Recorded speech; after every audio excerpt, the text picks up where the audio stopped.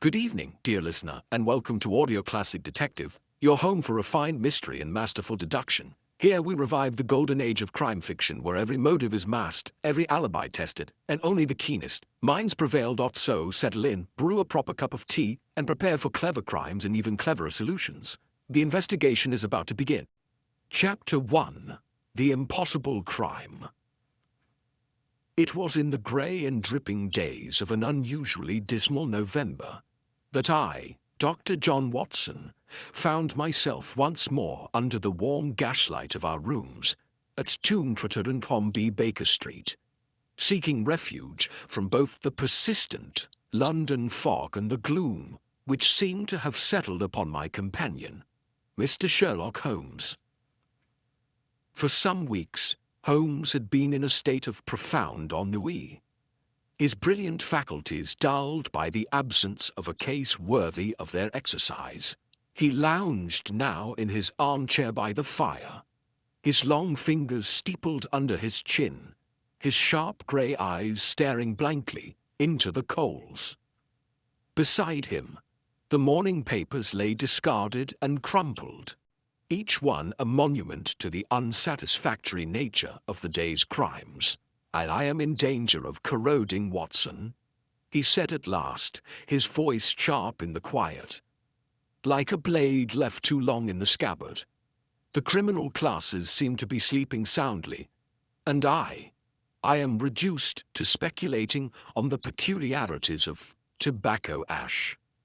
I was about to offer some cheerful platitude when Mrs. Hudson's knock sounded on the door. "A visitor for you, Mr. Holmes," she announced, her tone edged with a curiosity she made no effort to conceal. "An Italian gentleman, sir, and quite agitated, if I may say so." At this, Holmes stirred to life. He sat up straighter, his eyes brightening with interest. "Show him in at once, Mrs. Hudson," he said. Moments later, our door swung open to admit a small, wiry man, swathed in a heavy traveling cloak, despite the mildness of the room. His hair was dark and curling, his complexion olive, and his black eyes darted nervously about the chamber before fixing on Holmes with desperate intensity. "You are Mr. Sherlock Holmes," he said in heavily accented English. "I am," said Holmes, motioning him to a seat. "Pray compose yourself and tell me what brings you here." The man sat, clutching the brim of his hat in both hands. "My name is Signor Carlo Ventresca," he said. "I come from Venice on behalf of the Conte di Rovigno." Holmes's eyebrows lifted. "A nobleman?" "A very old family," Ventresca said earnestly, "but very old and very cursed." He paused, shivering despite the fire. Holmes steepled his fingers again. "Continue." "The Conte," Ventresca said, "resides still in the family palace on the Grand Canal. A place of ancient splendor and of ancient misfortune. For generations, the Rovignos have been plagued by tragedy. Each heir, in turn, meets an untimely and violent end. They call it La maledizione della vedova veneziana, the curse of the Venetian widow. Holmes made an impatient gesture. "You are a man of the world, Signor Ventresca. Surely you do not credit such tales." Ventresca's dark eyes flashed. "I do not know what to believe, Signore. But listen. 3 nights ago, the Conte's nephew, his only heir, was found dead, in a locked room. No sign of struggle, no weapon, no means of escape. And in his hand," Ventresca leaned forward, his voice dropping to a whisper, "he clutched a piece of black lace, the veil of a widow." The room seemed to chill perceptibly. Holmes said nothing for a moment. Then he rose and paced slowly to the window, his hands clasped behind his back. "A locked room death," he said softly. A vanished assailant. A token of death left behind. Most intriguing. Ventresca clutched his hat tighter. The Conte himself fears for his life. There is no one he can trust. He begs you, Signore, come to Venice. Unravel this mystery before the curse claims him too. Holmes turned from the window, and I saw the light of battle kindling in his eyes. You say the room was secured, bolted from within, Ventresca said. Heavy shutters barred over the windows. No secret passages. I myself examined the walls and floor, and yet a man lies dead. Holmes finished grimly. He turned to me. Watson, pack your things. We leave on the evening steamer. Ventresca sagged in relief. Oh, grazie, signore, grazie. Holmes's mouth curved in a rare wolfish smile. It is not gratitude you owe me yet, Signor Ventresca, he said. It is patience. For I promise you, whatever evil haunts the house of Rovigno, it shall not remain long hidden. That evening found us aboard the steamer to France, thence by rail and canal boat across the Alps, and finally to the mist-laden lagoons of Venice. As the gondola slid silently through the black water, carrying us towards the looming shadow of the Palazzo Rovigno, I could not help but feel a shiver of anticipation. Ahead, the dark mass of the palace rose from the canal like a brooding titan, its crumbling facade lit only by the pale flicker of lanterns. Behind its shuttered windows, secrets waited. Secrets, and perhaps something more deadly still. Holmes sat motionless at my side, his sharp profile etched against the faint glow of the lantern, his mind no doubt racing ahead to possibilities unseen. Whatever lay ahead, I knew one thing with certainty. The curse of the Venetian widow would meet its match in Sherlock Holmes. Chapter 2. Holmes and Watson's First Discussion. The gondola moved silently across the still waters of the Grand Canal, gliding past the facades of ancient palazzos whose worn stones bore the weight of centuries. Our boatman, a hunched figure in black, said nothing, and the night wrapped itself about us like a velvet shroud. Holmes, seated beside me in the narrow craft, seemed absorbed in thought. His sharp profile turned toward the looming bulk of the Palazzo Rovigno ahead. For some minutes, neither of us spoke. Then, as the faint light from our lanterns caught the first crumbling steps of the palazzo's water entrance, Holmes stirred. "Well, Watson," he said, "what do you make of our little adventure so far?" I drew my coat tighter against the chill. "It has all the elements of a Gothic romance," I said. "A noble house in decay, a family curse, a mysterious death, even a token left upon the victim." Holmes smiled faintly. "Indeed, all the more reason for caution. Romance, Watson, is the enemy of reason, and it is reason we must bring to bear if we are to pierce the fog that Signor Ventresca has laid before us." "You do not believe in the curse, then?" Holmes chuckled softly. "My dear fellow, I have never yet encountered a curse that could not be explained by human agency. No ghost ever left fingerprints, Watson.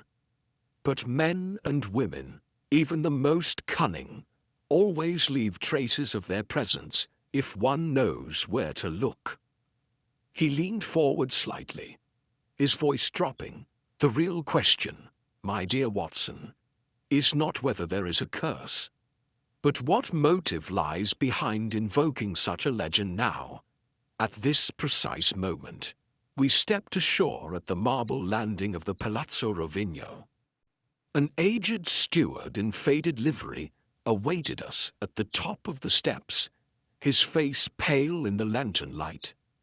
"Benvenuti, signori," he murmured, bowing low.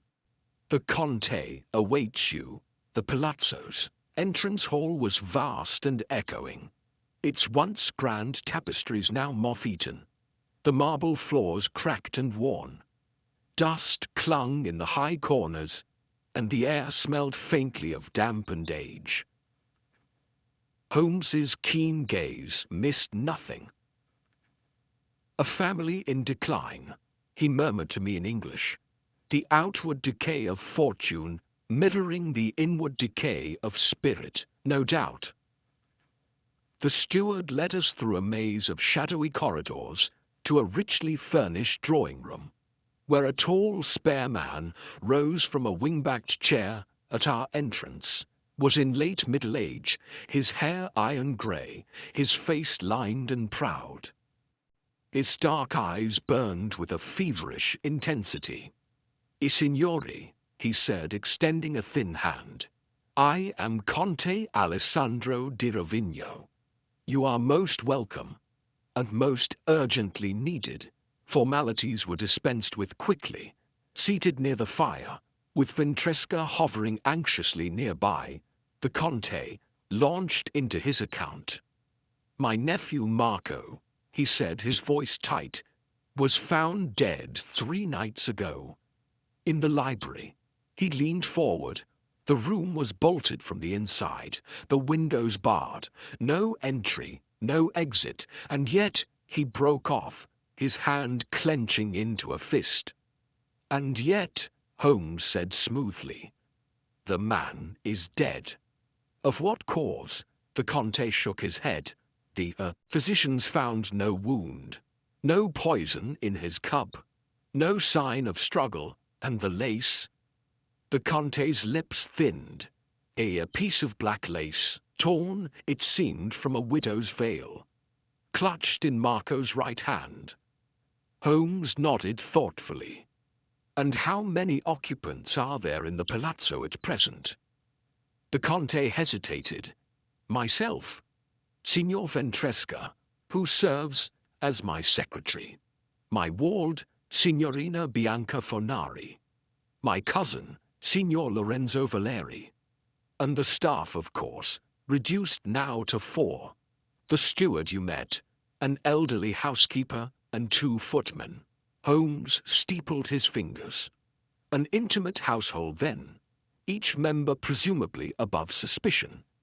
And yet, one among you is a murderer." A shudder passed through the Conte's frame. "I fear so," he said hoarsely. "Or worse, that the curse has come for me and will not stop at Marco." After the interview, Holmes and I were shown to our quarters. A pair of high-ceilinged rooms overlooking a narrow side canal. As I unpacked, Holmes stood at the window, staring down into the dark water below. "Well, Watson," he said at length, "what do you observe?" I shrugged. The fact seemed clear enough.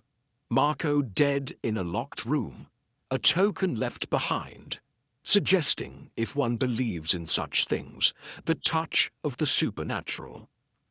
And if one does not, then it suggests a murderer who knew precisely how to exploit the family's superstitions. Holmes smiled approvingly. "Just so. Fear, Watson, is a most potent weapon. It clouds judgment, paralyzes action, and covers a multitude of sins." He turned from the window, his face alight with that fierce energy I knew so well. "And yet, our murderer has made a mistake already." Stared. "What mistake?" Holmes's smile deepened. "A murderer who relies on superstition must leave no room for doubt, no material clue. Yet this villain left a very material one indeed. The lace? Holmes shook his head. Too obvious. No, Watson, something far subtler. I shall say no more. For now. He moved to the small writing desk and began making a series of notes in his precise hand. Tomorrow, he said, we shall visit the scene of the crime. And then, my dear Watson, I fancy we shall begin to separate the ghosts from the guilty. The wind moaned low around the crumbling walls of the palazzo as I extinguished the lamp and climbed into bed. Sleep did not come easily. Visions of black lace, locked doors, and unseen murderers danced before my closed eyes. And somewhere beyond, in the endless shifting mists of Venice, the curse of the Venetian widow stirred once more. Chapter 3. The First Clues, a Scene of Deception. The next morning dawned dull and heavy, the Venetian fog still lingering in the narrow canals like a veil refusing to lift. Holmes, dressed with his usual crispness, seemed eager for the day ahead. He breakfasted lightly and spoke little, his eyes far away as though tracing lines of deduction only he could see. By 8:30, we were led through the echoing corridors of the Palazzo Rovigno by the steward, who halted before a heavy oak door on the second floor. Its iron hinges and thick panels gave it the look of something built not just to conceal, but to protect. "This is the library," he said, fumbling with a large brass key, locked still just as it was found. Holmes held up a hand. "You've not entered since the night of the tragedy?" "No, signore. Only the inspector from the Venice police, briefly." "And what did he conclude?" The steward gave a faint sniff of disapproval. "He concluded Signor Marco died of fright." Holmes's brows rose. Fright, a most elusive cause of death. The door creaked open on its ancient hinges, and we stepped inside. The room was tall and dim, the air thick with the scent of vellum, candle smoke, and something else, fainter, metallic. A fire had been lit, long dead now, and the grate held only grey ash. Books lined every wall in rows of leather-bound spines, and a single large desk stood near the center, beneath a hanging chandelier of tarnished silver. A settee with faded brocade faced the hearth. Beside it, a tray bearing an untouched glass of wine and a single biscuit remained. And near the desk, sprawled as though felled mid-step, lay the chalk outline of the deceased, marked by the Venetian police. Holmes said nothing for a long while. He moved slowly around the room, pausing to examine the shutters, still bolted from within, and the tall windows, heavy with iron bars that had rusted into permanence. The door bore no signs of tampering. "A classic locked-room arrangement," he murmured. "And yet, Watson—" He knelt suddenly, drawing a small lens from his coat and peering closely at the edge of the carpet. I stepped nearer and saw it too. A faint trail of muddy prints, just at the border of the Persian rug. They led nowhere. No heavy boot, no broken earth, just smudges, almost imperceptible, yet clearly present to Holmes's trained eye. "Interesting," he muttered. He rose, his attention now fixed on the desk. The blotter lay undisturbed, the ink bottle uncorked, the quill still faintly stained. Holmes picked up a sheet of parchment from beneath the blotter and examined it under the window light. do you see, Watson?" I peered over his shoulder. "It's blank, precisely. And yet someone had the presence of mind to place it neatly beneath the blotter, as if to suggest nothing had been disturbed." He turned to me, his expression alert. "Everything in this room has been arranged, not by a ghost, but by someone acutely aware of what a ghost ought to leave behind." Holmes next turned to the fireplace.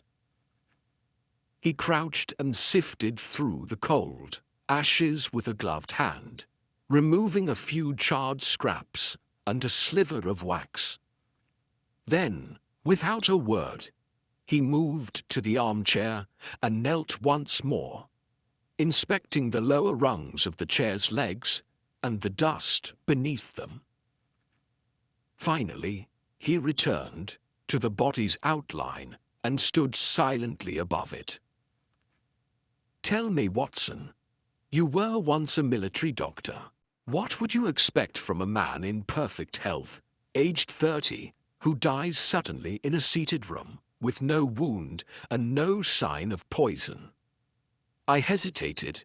"An aneurysm, perhaps, or cardiac arrest, though rare in one so young." "Rare indeed," Holmes said. "And yet we are told Marco's heart was sound." He turned abruptly toward the steward. "Did anyone else have access to this room that evening?" The steward shook his head. "Only the Conte and Signor Marco possess keys. The rest of the household were at supper when the scream was heard." "And who heard it first?" "I believe it was Signorina Fornari." Holmes's eyes gleamed. "Should like to speak with her." We were escorted to a small parlor overlooking the canal, where Signorina Bianca Fornari awaited us. She was younger than I had expected, no more than 25, with a face of delicate pallor and dark eyes framed by thick lashes. She wore deep blue and clutched a rosary, though whether for faith or fashion I could not say. Holmes bowed politely. "Signorina, you were the first to raise the alarm the night Signor Marco died." She nodded. Her voice, when it came, was soft and lightly accented. I had gone to retrieve a book from the library. I approached the door, and I heard him scream. Scream? A single cry, choked, then silence. "Did you try the door?" "It was locked." "Did you call for help?" "Yes. Lorenzo and Carlo came first." "Had you seen Marco that evening?" She hesitated, her fingers tightening on the rosary. "Yes. He seemed agitated, restless, afraid." She gave a slow, reluctant nod. "Yes." Back in our quarters, Holmes threw himself into a chair and steepled his fingers. "Well, Watson," he said at last, "what do you make of it?" I gathered my thoughts. The facts seem contradictory. Locked room, no signs of intrusion. No visible wound or poison. But a scream, suggesting terror, perhaps confrontation. "Indeed," Holmes murmured. "And yet I believe we are looking at a crime, both old in design and modern in execution." He stood, pacing. "Consider, Age-4, man dies in a sealed room. The body shows no injury. A piece of black lace is left behind. A theatrical touch. But what is missing?" I frowned. "What do you mean?" Holmes snapped his fingers. "Emotion, Watson. Grief, fear, true horror. None of the household seems truly shaken. Not even the Conte." I considered this. "You think they're hiding something?" "I think," said Holmes quietly, "we are dealing with a household where truth is as carefully masked as the faces during carnival. And the murderer, Watson, is hiding behind one such mask even now. Chapter 4. The Gathering of Suspects. That evening, at Holmes's request, the principal residents of the Palazzo Rovigno gathered in the grand dining hall, an imposing space of faded opulence whose once splendid frescoes now sagged under layers of smoke and neglect. Holmes, seated in the shadow of a tall Venetian mirror, observed each arrival with the air of a chess master regarding his pieces. The Conte entered first, his proud bearing marred by a certain haunted look about the eyes. He was followed by Carlo Ventresca, the secretary, who moved with the quiet tread of a man accustomed to being overlooked. Then came Lorenzo Valeri, the Conte's cousin, a broad-shouldered man with curling blonde hair and a florid complexion, whose easy manners seemed just a shade too hearty for sincerity. Finally, Signorina Bianca Fornari was led in by the steward, still clutching her rosary and glancing nervously about.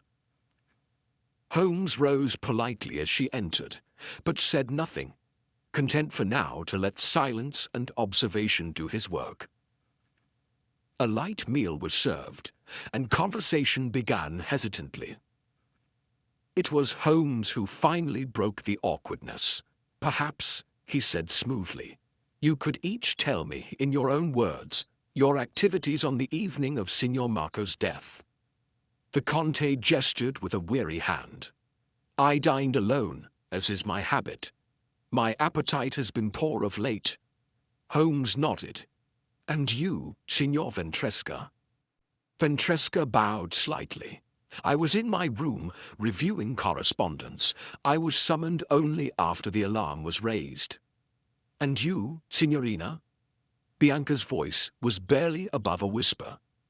"I was reading in the small sitting room, until I went to fetch a book and heard the cry."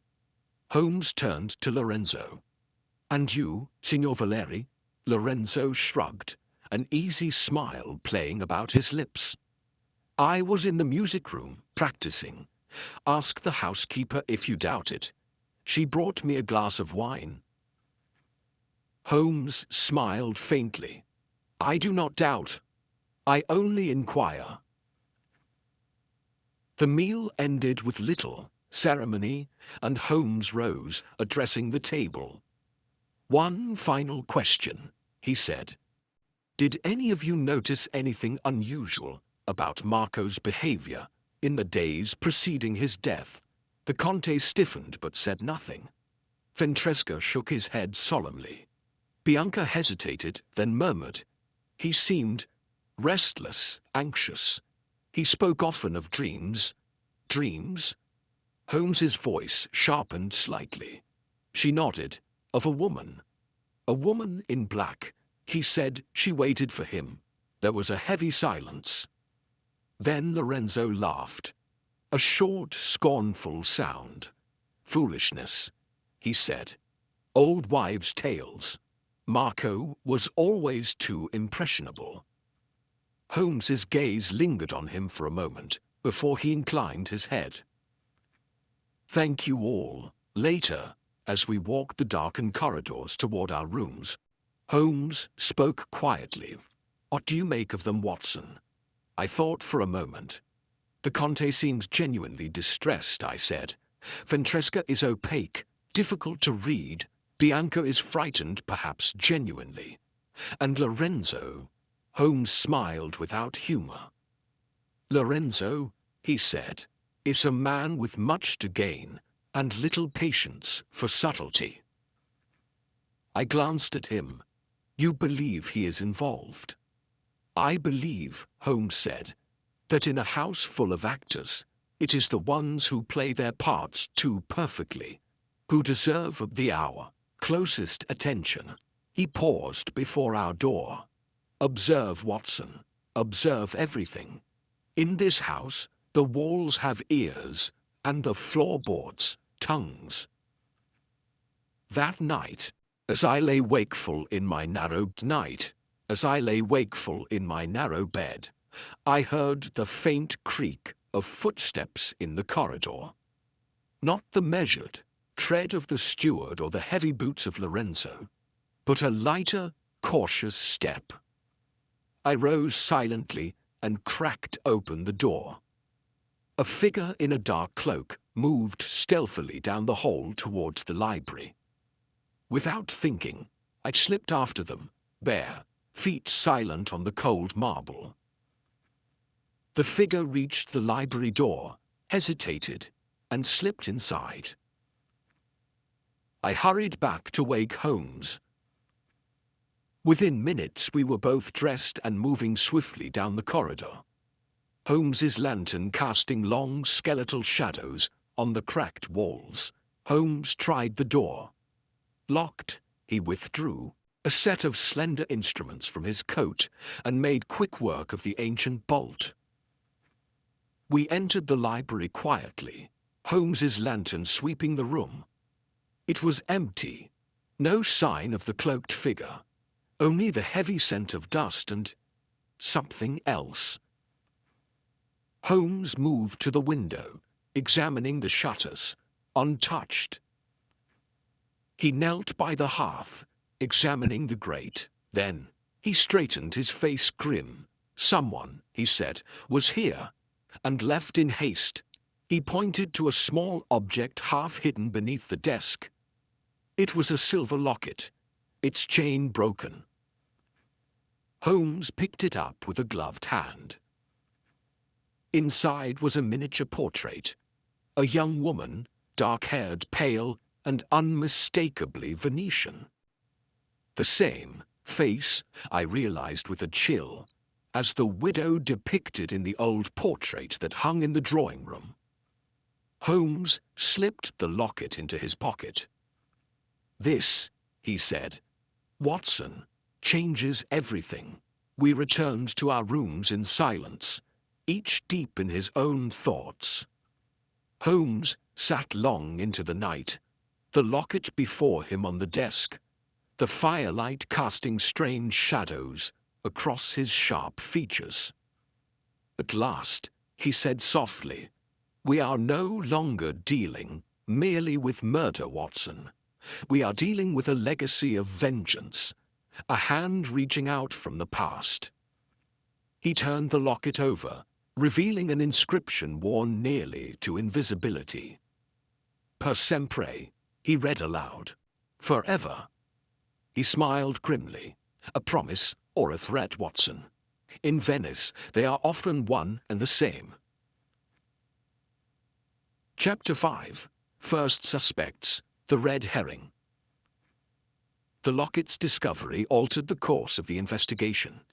The next morning, the palazzo buzzed with unease, whispers flitting from room to room like restless spirits. It was not long before news of the nocturnal trespass reached the Conte's ears. And with it, a hastily convened gathering in the long, cold breakfast room.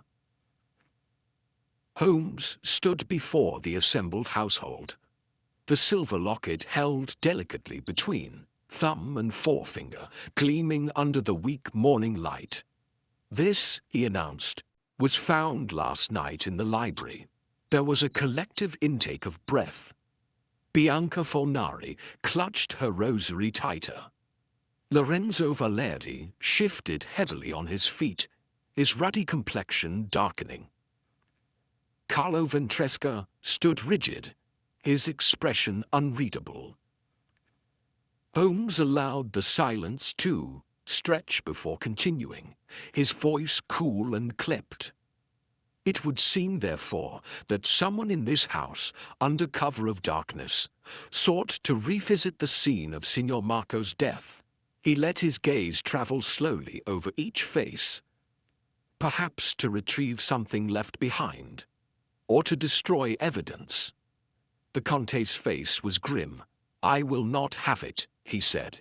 "Inspector Di Gregorio must be summoned at once." Holmes inclined his head slightly.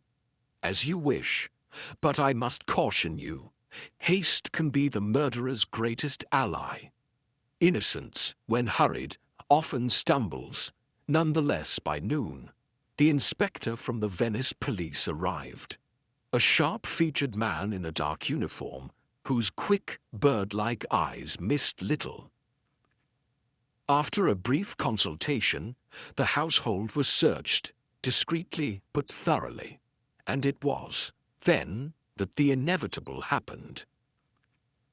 A bundle of black lace, torn and crumpled, was found hidden in the bottom drawer of Lorenzo Valeri's dressing chest. The very lace, it seemed, from which the fragment in Marco's dead hand had been torn. The room exploded into confusion. Bianca gasped aloud. The Conte's face turned ashen. Lorenzo protested violently, his fists clenched and his voice rising. "This is absurd. A frame. Someone planted it." Inspector Di Gregorio shook his head grimly. "Signor Valeri, you will come with us." Holmes said nothing, standing silently by the window, his arms folded. As Lorenzo was led away under guard, I turned to my friend. "Well," I said, "that seems clear enough, surely." Holmes gave me a thin smile. "You think so, Watson?" "His motive is obvious," I said. With Marco dead, Lorenzo would move one step closer to the inheritance. His presence in the palazzo, his opportunity, the hidden evidence, it all fits. Holmes tapped a long finger against his chin. "Too well, my dear Watson, far too well." He turned from the window and paced slowly across the room.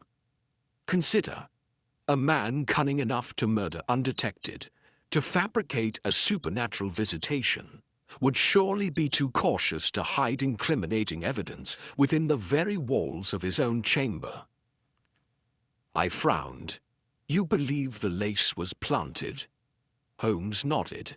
"I believe we are intended to believe in Lorenzo's guilt, which suggests the true criminal still moves freely among us."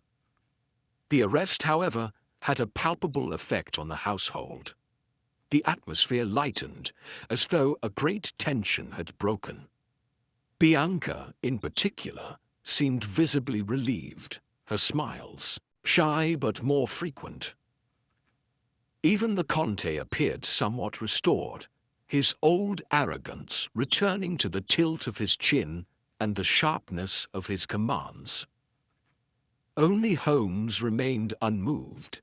That evening, as the household settled into an uneasy routine, he led me once more to the now empty library. The air was colder than before, and the dust had begun to settle over the floor again. Holmes moved about silently, examining the walls, the desk, the shuttered windows. At last, he knelt beside the hearth again, pulling on his gloves. "You will recall, Watson," he said, "that a fire had been recently burned on the night of Marco's death." "Yes." "And that there were remains of paper and wax among the ashes." "Yes." Holmes withdrew a small bundle from his coat. The fragments he had collected earlier. Observe, he laid them out carefully on the desk, charred scraps of parchment, a small silver seal, twisted by heat, and the remains of red wax. I bent over them, frowning. "It looks like something official." Holmes nodded. "Document, Watson, a legal document, sealed and signed." He held up the silver seal, now misshapen but still bearing traces of a coat of arms, the same, I realized, as the crest carved above the palazzo's entrance. "The seal of the House of Ravigno," Holmes said quietly. "A will, or an amendment to a will," he said. "A codicil, perhaps, altering the succession, disinheriting or redistributing the estate." I stared at him. You think Marco discovered it and was killed for it? Holmes shook his head. No, Watson. I think Marco discovered it and destroyed it. He smiled grimly, and someone, realizing what he had done, decided to silence him and shift suspicion elsewhere. It was a theory as chilling as it was brilliant. Holmes's eyes gleamed with suppressed excitement. We must move swiftly, he said, before the real culprit strikes again. He gathered the fragments carefully into a sealed envelope and tucked it into his pocket. I shall speak with the Conte at once. But, I said, what about Lorenzo? Holmes smiled thinly. Lorenzo will not remain in custody long. His temper will rage, his pride will protest. But he is innocent of murder. Of that, I am convinced. He glanced at me, which leaves us, Watson, with a far more dangerous adversary, one who uses others as pawns, one who manipulates fear, superstition, and greed with deadly skill. His voice dropped to a murmur, and in a house built on ancient pride and older sins, that is an adversary to be feared indeed. As we left the library, the heavy door creaking shut behind us, I could not shake a growing sense of dread.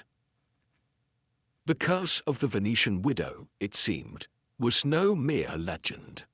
It was alive, stalking the shadowed halls of the Palazzo Rovigno, and unless Holmes unmasked it soon, it would strike again. Chapter 6. The Secret Clue. A Hidden Inconsistency. The arrest of Lorenzo Valeri had sent a false sense of calm drifting through the palazzo, like a mask hastily donned for a carnival ball.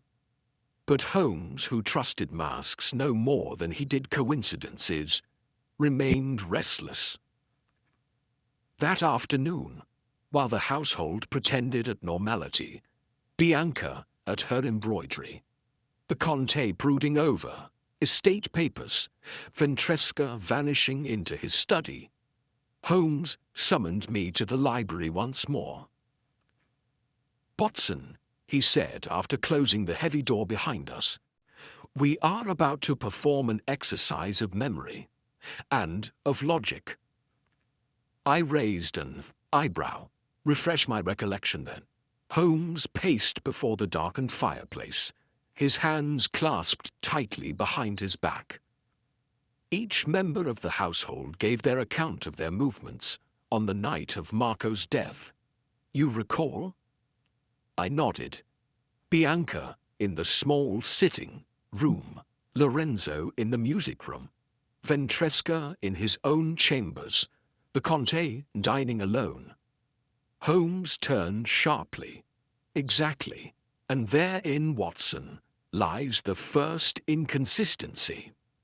He moved to the window, staring out at the grey waters of the canal.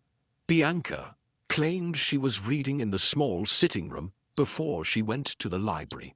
Yes. But the small sitting room, Watson, lies at the far end of the east wing. 2 corridors and a staircase removed from the library. I blinked. So her presence near the library would not be natural. Precisely. Holmes's voice was sharp now, eager. If she intended to fetch a book from the library, why not simply ask one of the footmen? It is not customary for young ladies of her standing to roam alone at night through half-abandoned palaces. A chill crept down my spine. She may have had another reason for being near the library. Holmes smiled thinly. Indeed, perhaps to meet someone, perhaps to retrieve something, or, most damning of all, perhaps because she had left something there earlier. He crossed back to the hearth, his footsteps light on the cold marble. And then there is Lorenzo, loudly proclaiming he was in the music room, practicing. Yes. Holmes's eyes gleamed. Have you heard a single note from the music room since we arrived? I hesitated. No, come to think of it. Holmes nodded. I ventured there this morning. The grand piano is untuned, badly so. The left pedal is broken, and the sheet music scattered on the stand. A funeral dirge, Watson. Not the kind of thing one casually practices. He paused. And finally Ventresca, the most silent of them all. No alibi, no corroboration, and no explanation for why a secretary would so conveniently absent himself when the master of the house needed him most. We were interrupted by a soft knock. It was the steward, bowing low. "Scusate, signori," he said, "but the Conte requests your presence in his study." Holmes's eyes narrowed. "Thank you. We shall come directly." Sage. We followed the steward through the winding halls. Holmes murmured to me, "The noose is tightening, Watson. One slight tug, one misplaced word, and we shall see who truly fears discovery." The Conte's study was a grand but faded room overlooking the main canal. Heavy velvet curtains were drawn against the pale afternoon, and the only light came from a sputtering fire. The Conte rose as we entered, his frame still upright but his expression hollow. He gestured for us to sit. "You wished to see me, Conte?" Holmes said courteously. The older man nodded. "I have received word that Lorenzo maintains his innocence and threatens to contest his arrest formally. The authorities are uneasy. They seek your confirmation, Mr. Holmes." Holmes inclined his head. "I understand." The Conte leaned forward, his hands gripping the arms of his chair. "Is it your belief that Lorenzo killed Marco?" Holmes regarded him for a long moment. "I believe," he said carefully, "that there are complexities yet to be fully revealed." The Conte's mouth tightened. "I have loved this house, Mr. Holmes. I have sacrificed for it. And now it crumbles around me." He bowed his head. "I fear I am the last Ravigno." There was a weight to his words that went beyond personal grief, a wariness of generations. Holmes rose smoothly. "With your permission, Conte, I shall continue my investigations. I promise you, the truth will emerge." The Conte nodded, but his eyes were already distant, as though the life of the palazzo had slipped beyond even his reach. As we returned to our quarters, Holmes's mood was electric. "He fears Watson," he said, "not merely for himself, but for the name he carries." "And you believe the answer lies within the household?" Holmes smiled without humor. "I believe the answer was visible from the beginning. Only the villain's cleverness lies in misdirecting our eyes and our sympathies." He paused. "We must bait a trap, Watson, and we must bait it carefully." "How?" Holmes's eyes glittered. "By giving the true murderer exactly what they fear most: exposure." That evening, Holmes summoned Signor Ventresca under the pretext of needing assistance with certain documents related to Marco's estate. The secretary arrived promptly, a model of deferential professionalism. Holmes set him the task of transcribing a fabricated letter, one purporting to be Marco's last testament, found overlooked among his papers. As Ventresca bent to his work, Holmes whispered to me, "Observe closely, Watson. Fear makes the hand unsteady." At first, Ventresca wrote with mechanical precision. But when he reached the portion concerning Marco's intentions to reveal the codicil and change the inheritance, Holmes's carefully inserted fiction.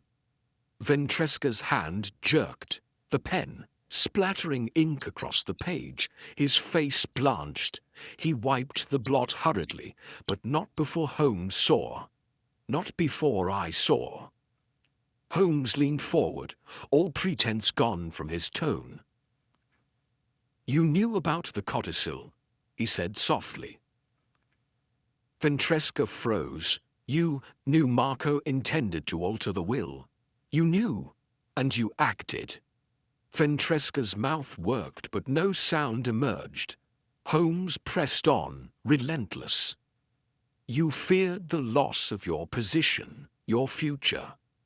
You who have slaved here for years, hoping for a reward that was never promised." Ventresca rose abruptly, knocking over the inkstand. "I know nothing," he cried. Holmes stood too calm as ever. "You know enough," he said. "Enough to kill." The door opened quietly behind us. Inspector Di Gregorio stood there, summoned by Holmes's earlier discreet message. "Carlo Ventresca," the inspector said, stepping forward. "I must ask you to come with me."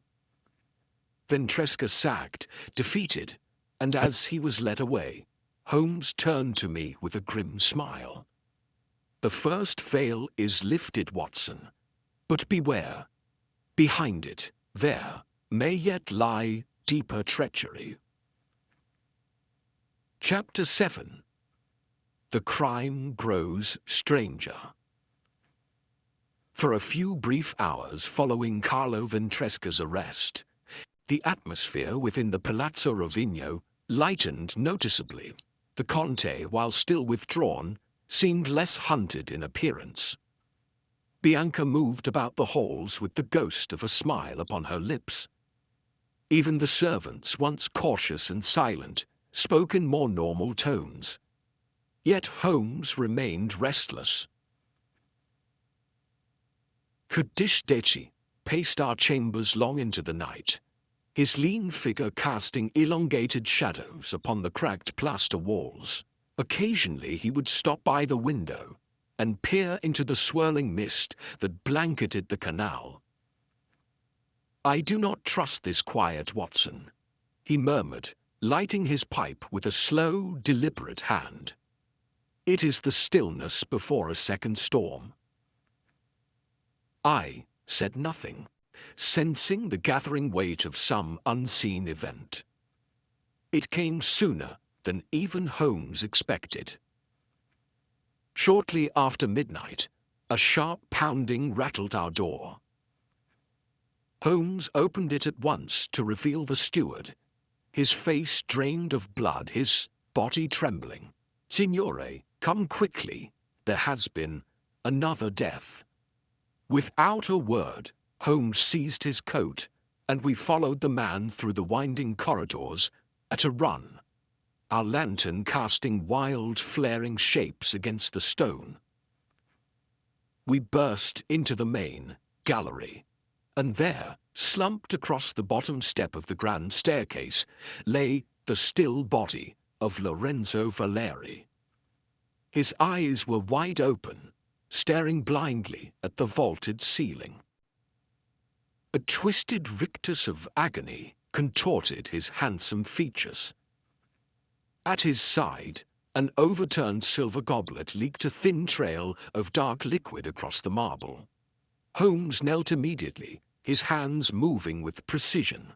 "No wound," he said tersely, "no sign of external injury." He sniffed the goblet carefully, then recoiled slightly. "Poison," he said, "a fast-acting one." Inspector Di Gregorio, summoned by the noise, pushed through the gathering crowd of servants and household members. Holmes rose swiftly to meet him. "Keep everyone here," he ordered. "No one leaves the palazzo. Not until I say." The inspector, perhaps, sensing Holmes's authority, merely nodded grimly. As the household assembled, a motley collection of strained faces and trembling hands, Holmes stood before them like a judge, 2 deaths, he said. Both sudden, both violent, both unnatural. He let the words hang in the air. And both, he continued, following the discovery of certain secrets that were meant to remain hidden. He turned his piercing gaze on Bianca, who shrank back slightly. Marco died after he discovered a codicil, a document that threatened to alter the inheritance. He moved his gaze to the Conte. Lorenzo died because he knew, or guessed, too much. The Conte's face was a mask of stone. Bianca looked ready to faint. Only the housekeeper, an ancient crone named Mrs. Del Vecchio, seemed untouched, standing, ramrod straight at the back of the hall. Holmes gestured for Di Gregorio to clear the hall, save for the principal figures. Then, lowering his voice, he said, "Watson, come." Back in the quiet of the library, Holmes moved rapidly. 2 deaths, he said, his words sharp with energy. Connected, yet different. He paced. Marco's death was staged to look like the work of the curse. A dramatic gesture, playing upon fear and superstition. He turned sharply. Lorenzo's was more practical, crude almost, poison in a wine goblet. He tapped the side of his pipe against the marble hearth, which tells us something important. I frowned. That they were committed by different hands? Holmes smiled without mirth. Not necessarily, but that the murderer grew more desperate, less careful, more willing to risk exposure for speed. He crossed to the window and stood silhouetted against the grey mist beyond. "And there is another inconsistency, Watson." He turned. "The poison." I blinked. "The goblet." Holmes nodded. "Lorenzo drank from it alone, presumably. But who brought it?" He picked up a scrap of parchment from the desk. His own earlier notes. The housekeeper, perhaps, a servant, or, more likely, someone he trusted implicitly. He tapped the parchment. "Who benefits now that both Marco and Lorenzo are dead?" Realization dawned. "The Conte," I said slowly. Holmes smiled thinly. "And if the Conte feared exposure? If the codicil Marco discovered disinherited him? Then the deaths serve only one purpose: to secure his hold on the estate." The revelation was chilling. Holmes moved with sudden decision. "We must confront the Conte. Now." As we hurried through the darkened corridors, a soft sound reached us, a muffled sob. Bianca. We found her collapsed against a pillar in the long gallery. Her hands pressed to her face, her shoulders shaken. Holmes approached her gently. "Well, Signorina," he said quietly, "you are not safe here." She looked up at him, her face pale and tear-streaked. "You think I killed them?" Holmes shook his head. "I think you know more than you have said. And I think," he added softly, "that you are afraid of someone who watches you still." She swallowed hard. "There are things I cannot say. You must," Holmes said gently but firmly.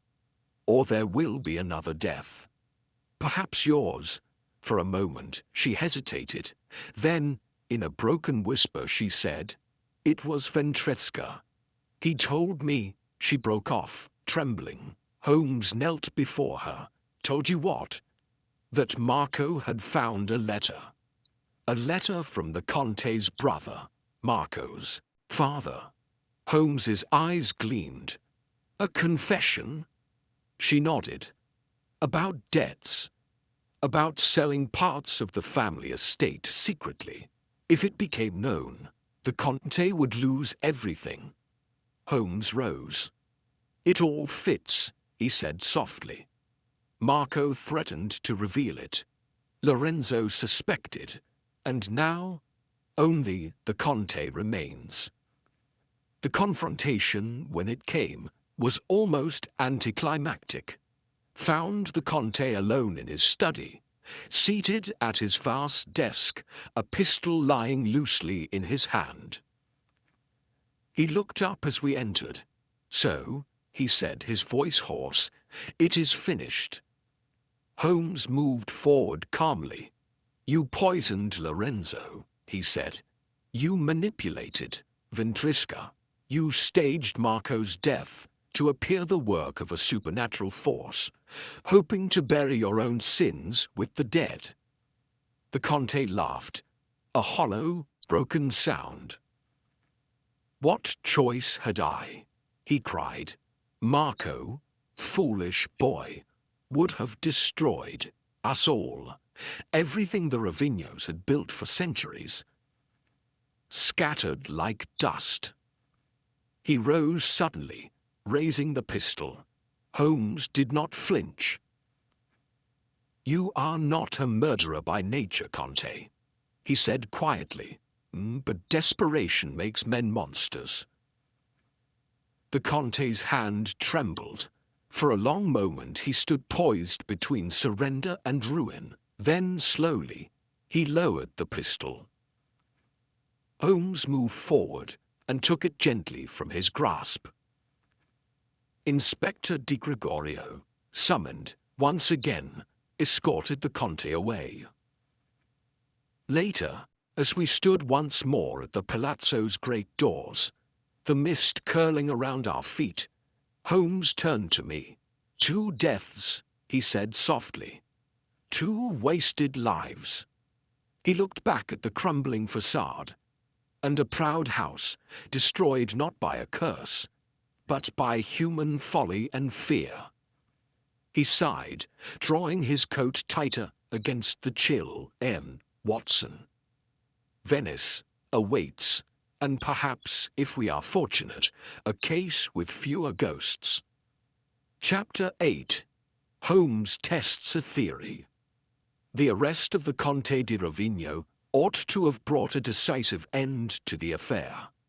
Certainly, the Venetian police believed so, for Inspector Di Gregorio, with evident satisfaction, sent word to his superiors that the mystery of the palazzo had been resolved. But Holmes, as I had come to expect, remained unsatisfied. In the small private salon of the palazzo, now eerily empty with two deaths and a scandal casting their long shadows, Holmes sat deep in thought. The broken silver locket and the charred fragments of parchment laid out before him like relics of a forgotten sacrament. I ventured cautiously, "You are not convinced, Holmes?" He looked up sharply, the firelight catching the keen angles of his face. "I am convinced," he said slowly, "only that we have been permitted to see what we were meant to see." I frowned. "You believe the Conte is innocent?" "Not entirely. He is guilty of cowardice at the very least. But guilt, Watson, is rarely so neatly apportioned." He tapped the locket thoughtfully. "Consider, why leave behind the locket? Why manufacture the drama of the widow's curse, only to allow such tangible relics to remain?" "Carelessness?" I suggested. Holmes shook his head. "No, this entire tragedy has been played with the deliberation of a stage drama. Someone wrote the script. Someone stage-managed the scenes." He leaned forward. "And it is that unseen hand, Watson, that I intend to expose." That afternoon, Holmes set his plan into motion. He summoned the remaining members of the household. Bianca, the housekeeper, Mrs. Del Vecchio, and the steward, to the great drawing-room. There, before their anxious eyes, He presented the charred fragments of the codicil and the silver locket. "I have in my possession," he announced gravely, "evidence sufficient to implicate not merely one culprit, but several." The housekeeper gasped aloud, her gnarled hands twisting in her apron. Bianca, pale and still, gripped the back of a chair for support. Only the steward remained impassive. Holmes let his gaze travel slowly over them. "The destruction of the codicil," he continued, "the deaths of Marco and Lorenzo, and the manipulation of the curse legend, all point to a conspiracy. One that sought not merely to murder, but to conceal an ancient shame." He allowed the silence to stretch, each second ratcheting the tension higher. Then, with a suddenness that made even me jump, he struck the hearth with his cane. "And I shall name the chief conspirator, now." All eyes fixed upon him. Holmes paused for half a heartbeat. Then he said very softly, "Unless they prefer to confess." The reaction was electric. Bianca gave a strangled sob and collapsed into the chair. The housekeeper half rose, then sank back. Only the steward remained unmoved. But Holmes's sharp eyes caught the sudden tightening of his jaw, the minute clenching of his fists. Holmes's voice was a whip crack. "You, Signor Bernardi." This steward stared at him blankly. "You who moved unseen through these halls. You who tampered with the wine goblet. You who planted the black lace in Lorenzo's chamber to divert suspicion." Still Bernardi said nothing. Holmes advanced slowly. Years of resentment, of watching the Rovigno name rot while you served without gratitude. When Marco threatened to expose the family's hidden scandals, you saw your opportunity, not merely to protect the Conte, but to exact your own revenge. Holmes's voice dropped. "And when Lorenzo began asking dangerous questions, you moved again?" Bernardi's face darkened. "You cannot prove it," he said hoarsely. Holmes smiled grimly. "You placed yourself too near the heart of the drama. It was you who fetched the wine that killed Lorenzo. You who advised the Conte to invoke the family curse in whispers among the servants. You who sowed fear, confusion, and silence." He gestured to the inspector, who had been concealed just outside the chamber. At Holmes's nod, Di Gregorio stepped forward, a pair of manacles in hand. Bernardi did not resist. He merely bowed his head, his face a mask of bitterness. After the steward's removal, Holmes turned to me with a faint, weary smile. "There, Watson," he said, "lies the true ghost of the Palazzo Rovigno. Not a spectre of the past, but a man embittered by years of slight and humiliation." I shook my head slowly. "You suspected him all along?" Holmes nodded. "When I learned that the steward alone had unrestricted access to every part of the house, the truth became clear." He moved to the window, gazing out into the gathering mist. "And yet, Watson, the greater tragedy remains." I looked at him questioningly.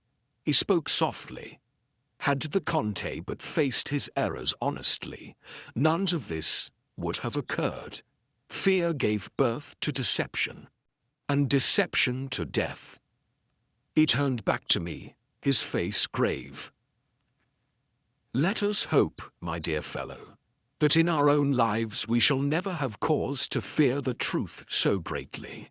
Later, as we prepared to depart Venice, I found myself lingering at the edge of the Grand Canal, watching the mists drift and curl like living things. The Palazzo Rovigno loomed behind us, a crumbling monument to pride, fear, and folly. Holmes joined me, his coat buttoned tightly against the cold. "Will you miss it, Watson?" he asked lightly. I considered. "No," I said. "There are too many ghosts." He smiled. "And yet," he said, "it was a magnificent puzzle." We stood there for a long moment in silence. Then, with a last glance at the haunted palace, we turned and made our way toward the waiting gondola and the cleaner air of home. Chapter 9. A second attempt. The culprit strikes again. One might have thought, after the arrest of the Conte and the exposure of the steward Bernardi, that the tragedy of Palazzo Rovigno was complete. Yet Holmes, whose instincts rarely erred, remained uneasy. "There is a loose thread, Watson," he said that evening as we sat together in the crumbling library, now heavy with the scent of damp and extinguished hopes. "And if we fail to find it, another life may yet be lost." I stared at him in alarm. "You believe the danger is not over?" Holmes nodded gravely. "Mark my words. Desperation makes the cornered fox more dangerous than the wolf at liberty." Events proved him right sooner than we might have feared. It was close to midnight when a blood-curdling shriek echoed through the silent halls, cutting through the thick Venetian air like a blade. Holmes was on his feet instantly, and together we raced toward the source of the sound, the upper gallery overlooking the inner courtyard. We found Bianca Fanari there, collapsed against the carved balustrade, her face white with terror. Beside her, the ancient housekeeper, Mrs. Del Vecchio, lay sprawled on the stone floor, her limbs twisted unnaturally. Holmes knelt by the old woman swiftly, feeling for a pulse.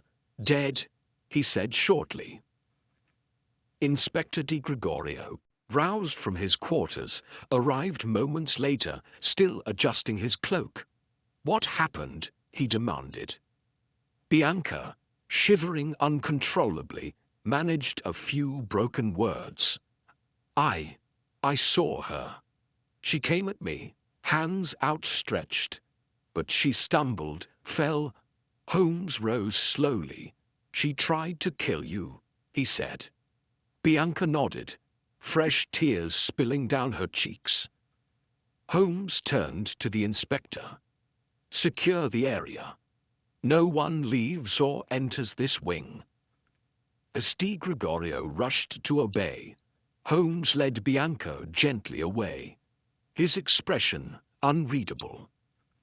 Only when we were once more within the confines of the small drawing room did he allow himself to speak freely. "This," he said, "confirms what I suspected." He turned to Bianca. "Tell me, Signorina, had Mrs. Del Vecchio ever been particularly kind to you?"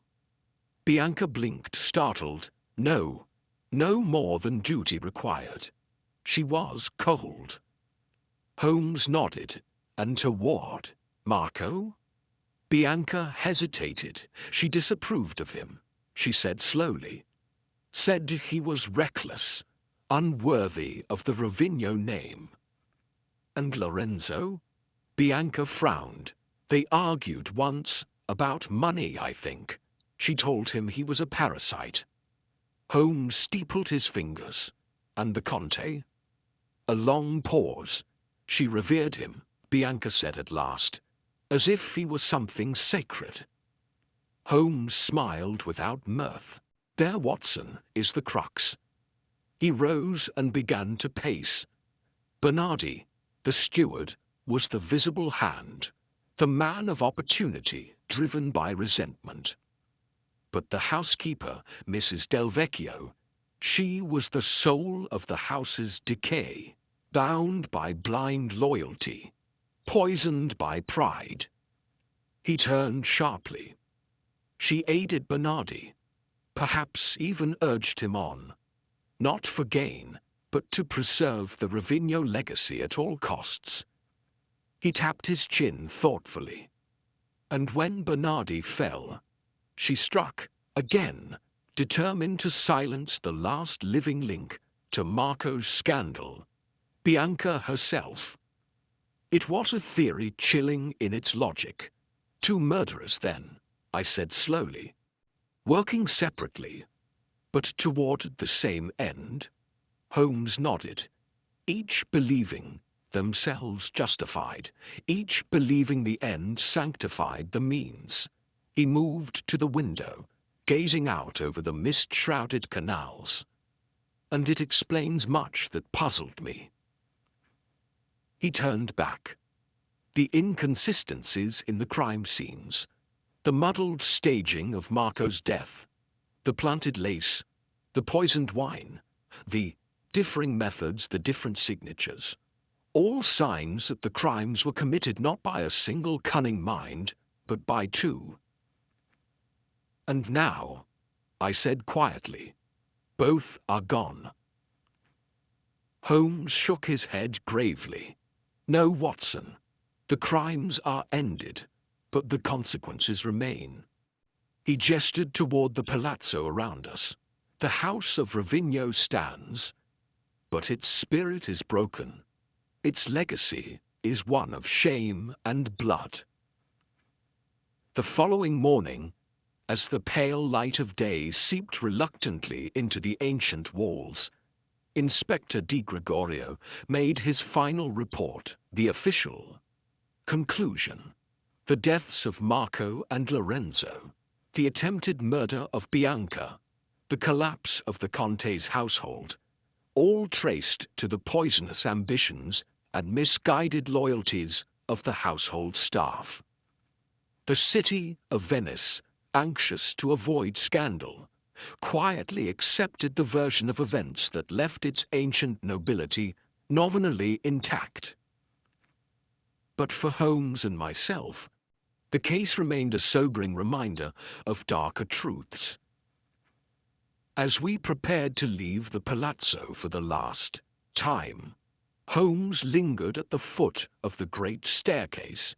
He gazed upward, where the fading frescoes depicted long-dead Ravignos in scenes of triumph and splendor. How swiftly, he murmured, the grandeur of a name turns to dust. He turned to me with a faint, weary smile. Come, Watson, we have untangled this particular skein, though I fear it leaves a bitter taste behind. We departed Venice that afternoon, the city's mist swallowing the palazzo behind us, as though it had never existed. As the gondola slipped through the labyrinth of canals toward the railway station, Holmes sat silent, his keen eyes shadowed by thought. At last he spoke almost to himself. In the end, Watson, it is not curses that destroy families, nor ghosts that haunt houses. It is pride. Pride and the fear of being seen for what we truly are. I said nothing, sensing that no words could soften the melancholy that had settled upon him. We watched in silence as Venice receded into the mist, a city of lost dreams, crumbling glories, and the ghosts we carry within us. Chapter 10. The Geo. True motive begins to surface. We left Venice behind on a chill afternoon, but Holmes's mind remained firmly rooted in the crumbling halls of the Palazzo Ravigno. The train car, rattling steadily toward Calais, seemed a world apart from the decayed grandeur of the palazzo. Yet Holmes sat silent and inward turned, his long fingers steepled before his chin, his grey eyes narrowed in contemplation. At last, as the afternoon light slanted low across the countryside, he spoke. "There is something that still troubles me, Watson." I looked up from my newspaper. "You refer to the murders." He shook his head slightly. "Not the murders themselves. Their motivations have been sufficiently explained. Pride, resentment, fear." He turned to face me fully. "No, Watson. I refer to the codicil." I frowned. "You mean the document Marco supposedly found and destroyed?" "Exactly." Holmes's voice sharpened. "Recall, Watson, we never saw the codicil, only fragments. And yet, on those fragments, enough survived to suggest certain words. Betrayal, debt, inheritance." I nodded. "You believe it was genuine?" Holmes tapped his fingers against his knee. "I believe it contained a truth so dangerous that 2 men died to conceal it. But I also believe," he said slowly, "that we have seen only part of that truth. Rose and paced the narrow compartment. Marco's discovery, Ventresca's manipulation, Bernardi's violence, Mrs. Del Vecchio's desperate loyalty, all point to something deeper." He turned sharply. "Tell me, Watson, why would a dying, noble house cling so desperately to its legacy? Why not let the scandals fade, the estate pass quietly into obscurity?" I thought for a moment.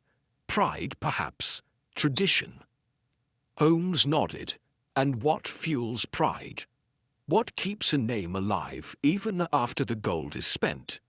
He paused. "Secrets, Watson. Secrets. And leverage." The next day found us back in London, weary but restless. Holmes wasted no time. Within hours of our arrival at Baker Street, he had dispatched telegrams to several correspondents in Venice. Bankers, notaries, archivists, all known to him through past investigations. For 2 days we waited, Holmes prowling the flat like a caged panther, smoking furiously, snapping short answers to even my most cautious inquiries. At last, late on the 3rd evening, the reply came.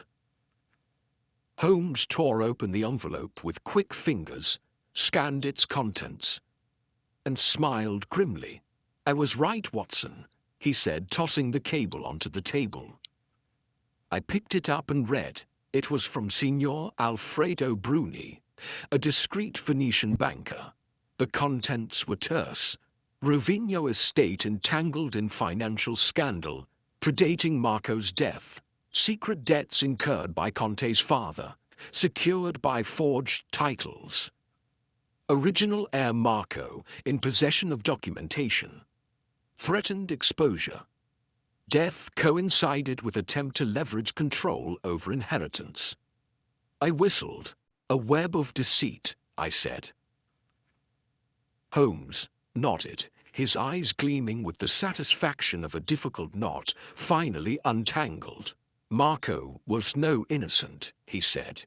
"He sought to force the Conte's hand, perhaps to demand a greater share, perhaps merely to ensure his own inheritance." He leaned forward, his face intense. But in doing so, he stumbled into a deeper pit, one dug by his own grandfather. He tapped the telegram. The Conte's father, desperate to sustain the illusion of prosperity, forged documents, mortgaged lands he did not own, bribed officials to maintain the facade. And Marco uncovered it. Yes, he found the old papers, or part of them, enough to ruin the Rovigno name forever. Holmes sat back, exhaling slowly. And once that knowledge became known, even whispered of, The house's doom was sealed. I considered all this in silence. So in the end, I said, Marco was killed not merely to silence his demands, but to bury the older shame. Holmes smiled faintly. Exactly, Watson. Murder committed not for money alone, but for memory, for reputation. He rose and moved to the fireplace, standing with his back to the flames. It is a rare thing, Watson, he said softly, to see men and women kill, not for profit, but for pride. He turned to me, his face grave. And rarer still to see how easily pride curdles into fear, and fear into violence. Over the next few days, Holmes compiled a full report for Inspector Di Gregorio, detailing the true nature of the Rovigno scandal. The Venetian authorities, eager to close the case discreetly, received it with polite but distant gratitude. The official story would remain unchanged, a tragic series of deaths rooted in personal quarrels and ancient superstitions. But Holmes and I knew better. We knew that beneath the crumbling stones of the Palazzo Rovigno, far deeper than any whispered curse, lay the real cause of its fall. A rot of deceit that had spread, unseen across generations. One rainy evening, as we sat once more at Baker Street, Holmes turned to me with a rare, introspective air. "You know, Watson," he said, "I often wonder whether the greatest crimes are those recorded in the police ledgers, or those committed quietly, in the drawing rooms of men too proud to admit their own failures." He smiled slightly. "In the end, it matters little. Sooner or later, the truth emerges, whether in a dusty codicil, a broken locket, or the terrified whisper of a dying man." He tapped the bowl of his pipe thoughtfully. "And when it does, no curse is needed to bring about judgment." We sat in silence then, the rain drumming steadily against the window panes, each lost in thought. And outside, the great city of London sprawled endlessly into the night. A city of secrets, of pride, of crimes yet to be uncovered. Chapter 11. The Bait. Holmes's Grand Strategy. The mist of London hung low and heavy outside 201B Baker Street as Holmes finalized his plan. We had uncovered the truth behind the deaths at the Palazzo Rovigno. A tangled web of deceit, greed and tarnished pride stretching across generations, yet one final thread remained unresolved. Holmes believed, and I agreed, that one accomplice, perhaps unwitting but more likely willful, had eluded justice. "Watson," Holmes said that evening, pacing before the fire, "there is always a weak point, even in the most carefully laid deception. One need only apply the right pressure at the right moment." He turned, his grey eyes glittering. "And tonight we shall do precisely that." Holmes's plan was simple in conception, but relied upon exquisite precision. He had received word earlier that Bianca Fornari, the once timid companion of the Conte's household, was now living quietly with distant relatives in Padua. More significantly, through confidential sources, Holmes learned that she was in communication with a solicitor regarding certain surviving Rovigno papers, documents that could, if revealed, further disgrace the family or perhaps bring restitution. "She knows more than she admits," Holmes said, "and whether by guilt or by necessity, she has positioned herself to profit from the tragedy." He paused thoughtfully. "Not through murder. Of that I am fairly certain. But through silence, Watson. Silence can be purchased, and secrets can be sold. I frowned. You mean she is blackmailing someone? Holmes smiled thinly. Or intends to. And that, he said, is the flaw in her armor. The bait was a simple letter, purporting to come from a fictitious heir of the Ravigno line. It offered a handsome sum in exchange for the immediate return and destruction of all remaining documents pertaining to the family's debts and scandals. Holmes composed the letter himself, each phrase carefully designed to appeal to both Bianca's fear and her ambition. It was dispatched that evening by courier, along with instructions to meet in Venice, in a quiet, disused warehouse along the Campo San Giacomo dell'Orio, under the strictest secrecy. And now, Holmes said, settling back into his chair, we wait. 3 days later, we were back in Venice.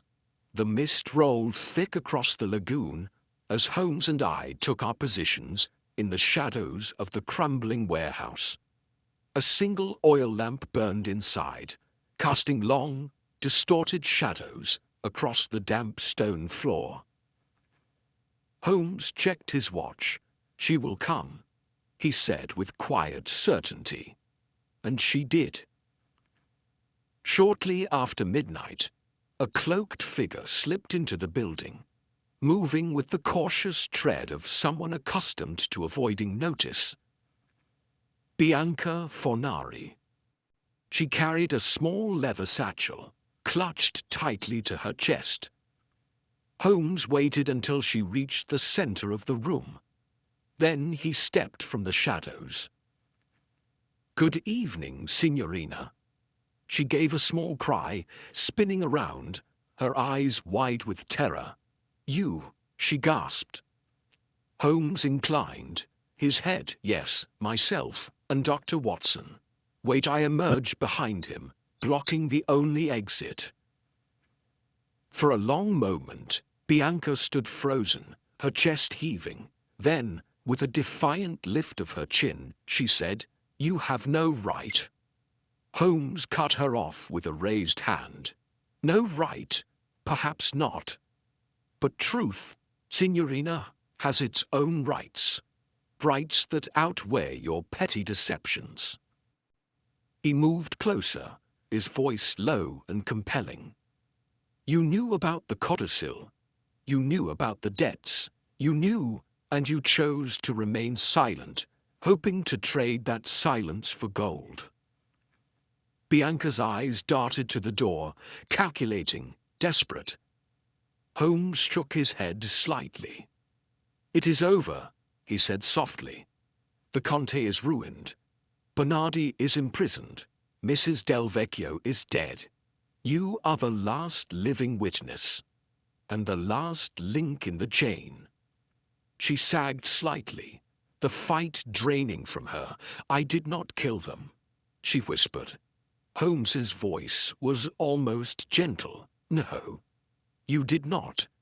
But you stood by and watched as they destroyed themselves." He gestured toward the satchel. "You have the documents." Trembling, she extended it. Holmes took it carefully, opening it to reveal a stack of brittle papers. Letters, financial records, old contracts stained with mildew. The proof of a family's slow, hidden decay. He closed the satchel and handed it to me. Then he looked at Bianca for a long moment. "You may yet find redemption, Signorina," he said, "but not through lies." He turned away, and we left her standing there, a solitary figure crumpled in the flickering lamplight. Later, as we walked through the silent, mist-bound streets, I said, "You were gentle with her, Holmes." He smiled faintly. "There are crimes of commission, Watson, and crimes of omission.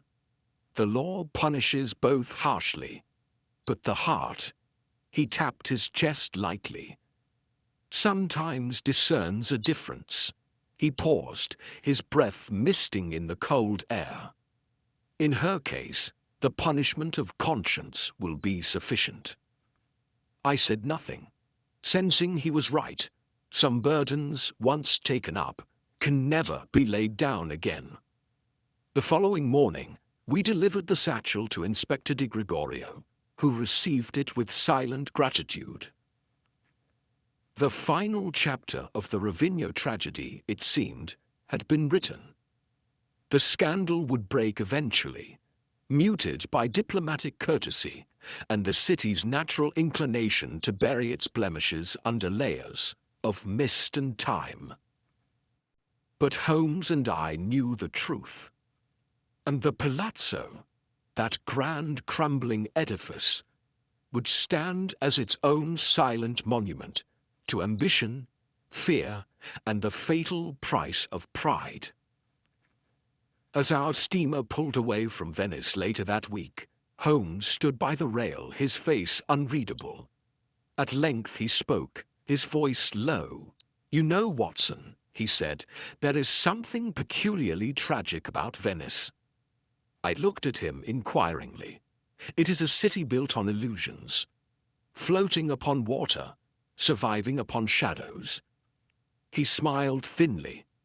And yet in the end, no illusion can save a man from the consequences of his own nature. He turned away, the mist swallowing his form as the city receded behind us. And thus ended the affair of the curse of the Venetian widow. A case that, for all its darkness, left us with a lingering, bittersweet understanding of human frailty. Chapter 2, 12. The Moment of Recognition. For several days after our departure from Venice, Holmes remained unusually introspective. Our return to London should have signaled the end of the affair. A case closed, another entry in Watson's chronicles of his remarkable friend. And yet, Holmes's mind turned endlessly over the details, as a jeweler might turn a gemstone in the light, seeking the last hidden flaw. It was on a particularly drizzly afternoon in Baker Street, as we sat before the fire, that Holmes broke his long silence. "Watson," he said, with a sudden spark returning to his grey eyes, "have you considered the widow?" I blinked. The widow. Holmes leaned forward. Yes, the so-called Venetian widow. The legend upon which this entire masquerade was founded. He steepled his fingers. Why would a noble house invent or encourage such a legend? Why breathe life into a ghost story that shrouds its halls in fear and superstition? I frowned.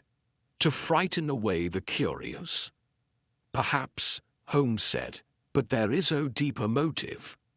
He rose and paced before the fireplace, his figure casting long shadows on the walls. Consider, Watson. The house was rotting from within. Financial ruin, hidden debts, forged titles, all festering wounds kept secret from polite society. He turned sharply. And yet, despite the decline, the Rovignos maintained a facade of untouchable grandeur. I nodded. Holmes continued. But what happens when creditors come knocking? When rivals seek to challenge the family's holdings? When officials demand proof of ownership? He paused dramatically. They meet the curse. He smiled thinly. A well-timed death here, a mysterious illness there, a whisper of the widow's vengeance, an unfortunate accident. He spread his hands, and thus the legend becomes a shield, a weapon. The realization struck me like a blow. "You mean," I said slowly, "that the curse was manufactured?" Holmes nodded, grimly. "Centuries ago, perhaps. Certainly perpetuated by every generation that followed. Convenient deaths, unexplained disappearances. All attributed to the widow.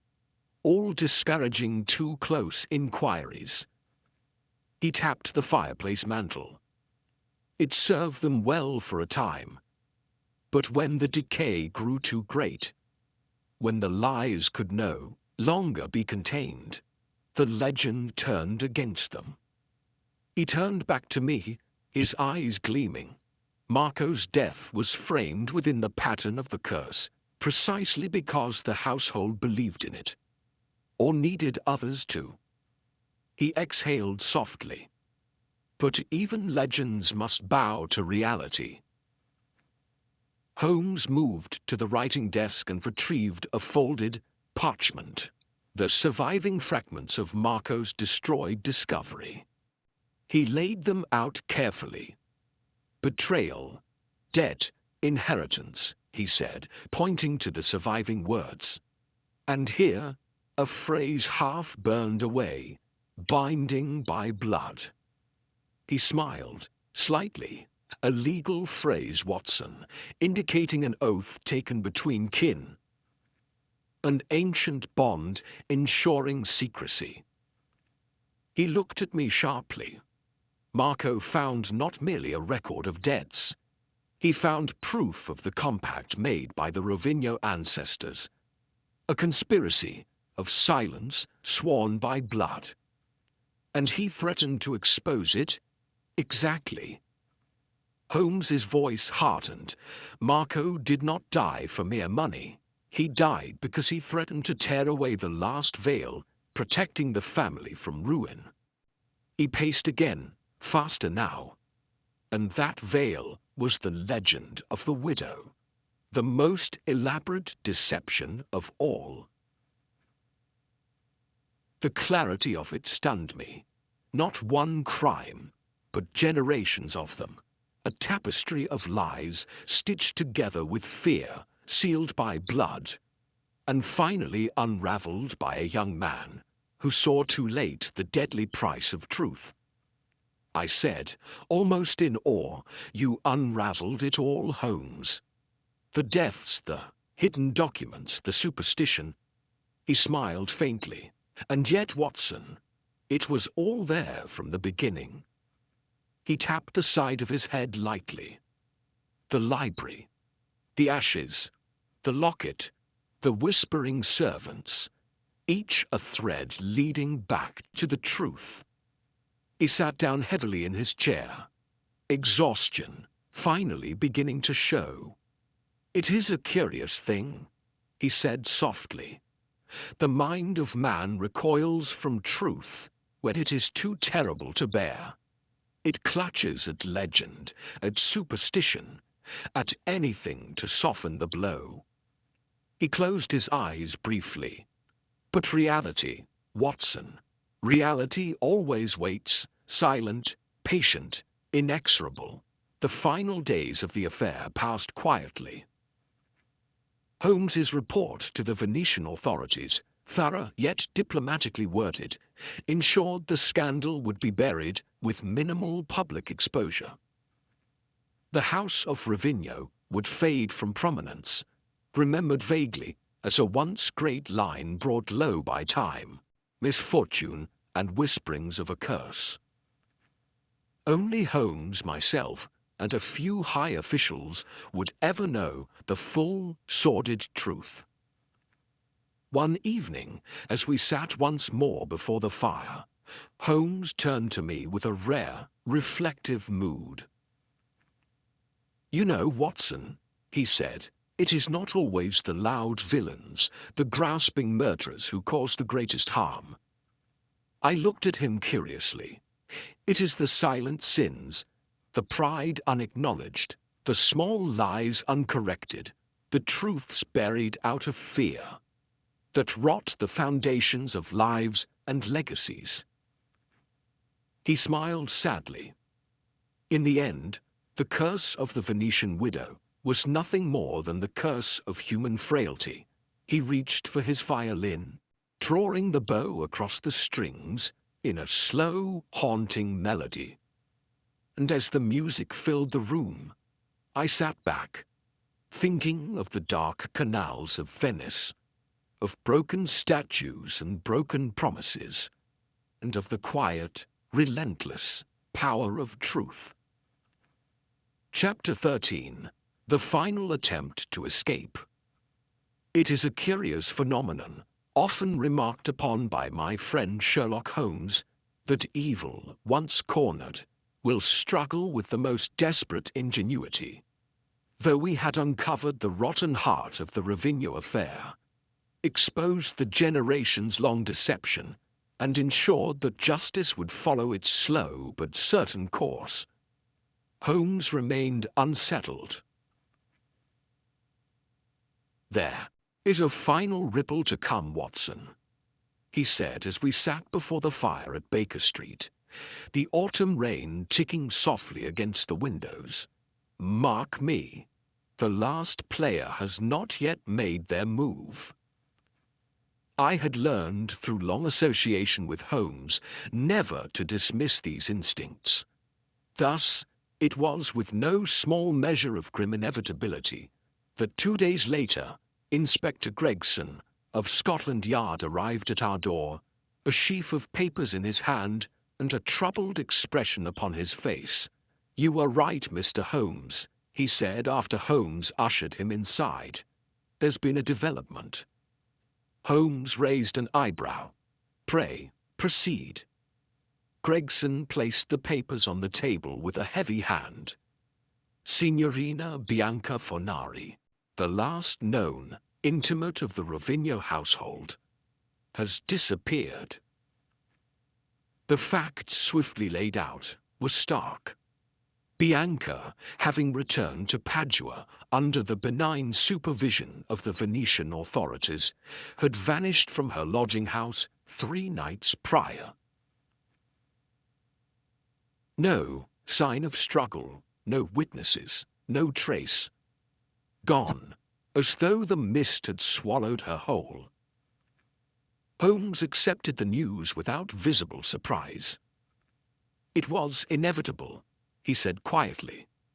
Gregson blinked. "You expected it?" Holmes smiled thinly. "Did you think, Inspector, that one who trafficked so comfortably in secrets would resign herself quietly to disgrace?"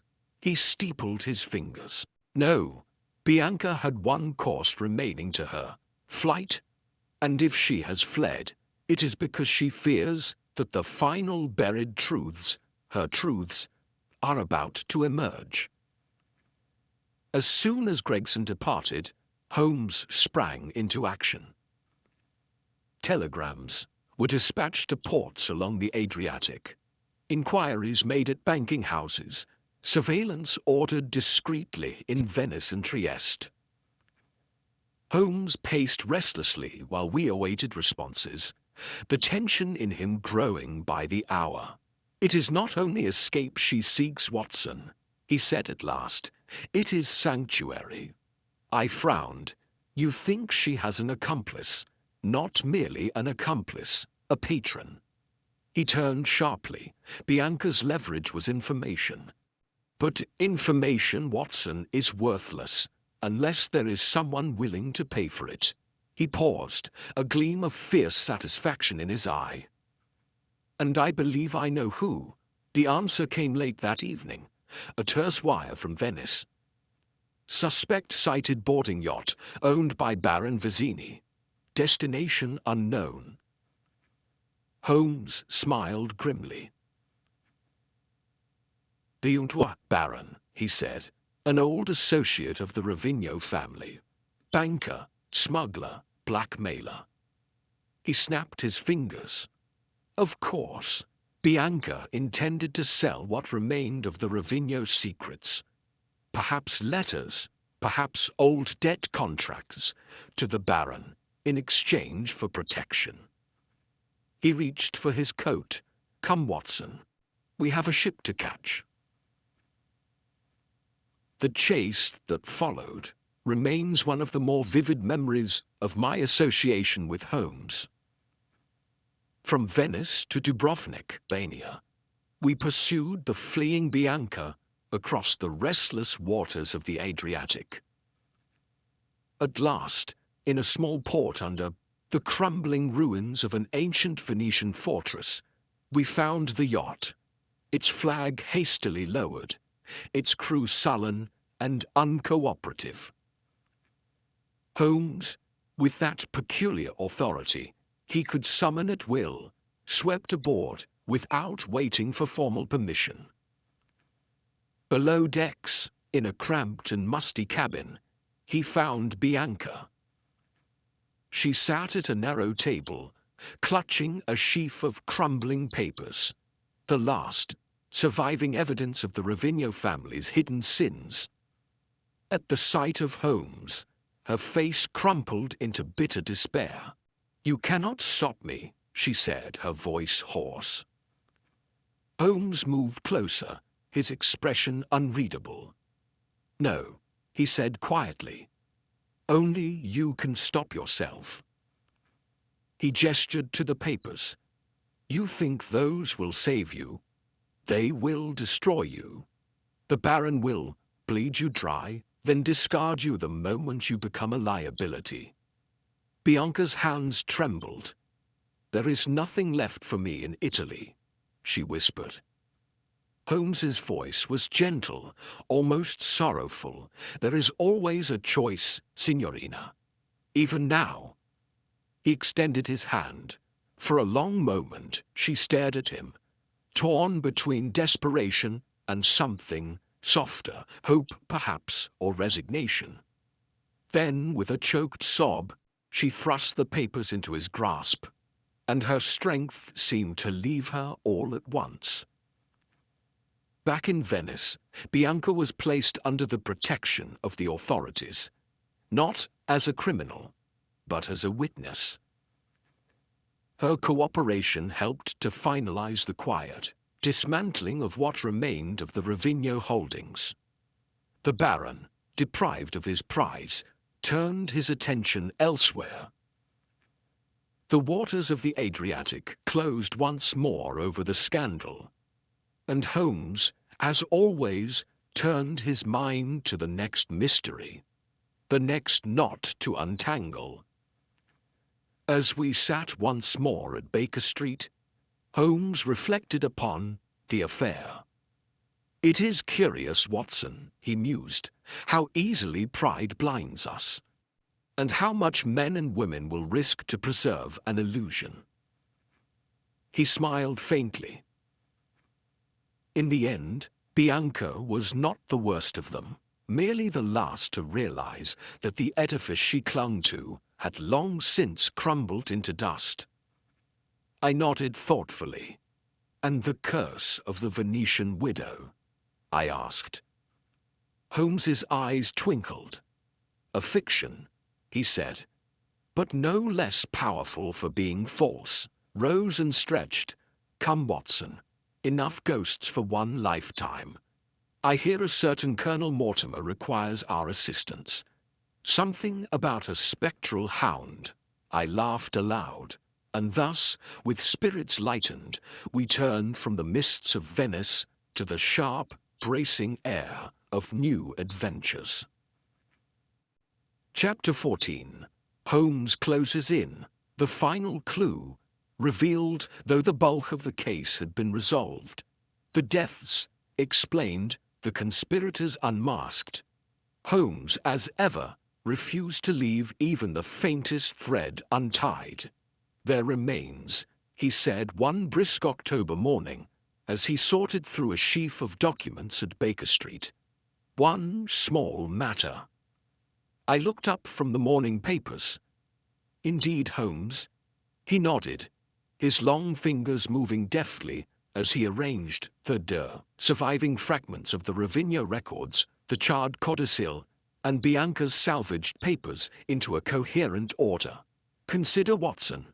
The original fiction of the curse served to protect the family's secrets. But how was it maintained over centuries?" He leaned forward, his gaze sharp. "It is one thing for a legend to arise. It is another thing entirely for it to endure." I frowned thoughtfully. Fear, surely. Superstition, indeed, Holmes said, but more deliberate reinforcement. He tapped a faded parchment, yellowed and brittle with age. These letters, purportedly from priests, from abbots, even from rival noble houses, allude to the widow's curse. Some offer condolences, some offer warnings. All, however, are forged. He looked up, his expression grim. Someone, long ago, manufactured these echoes to lend the myth weight and permanence.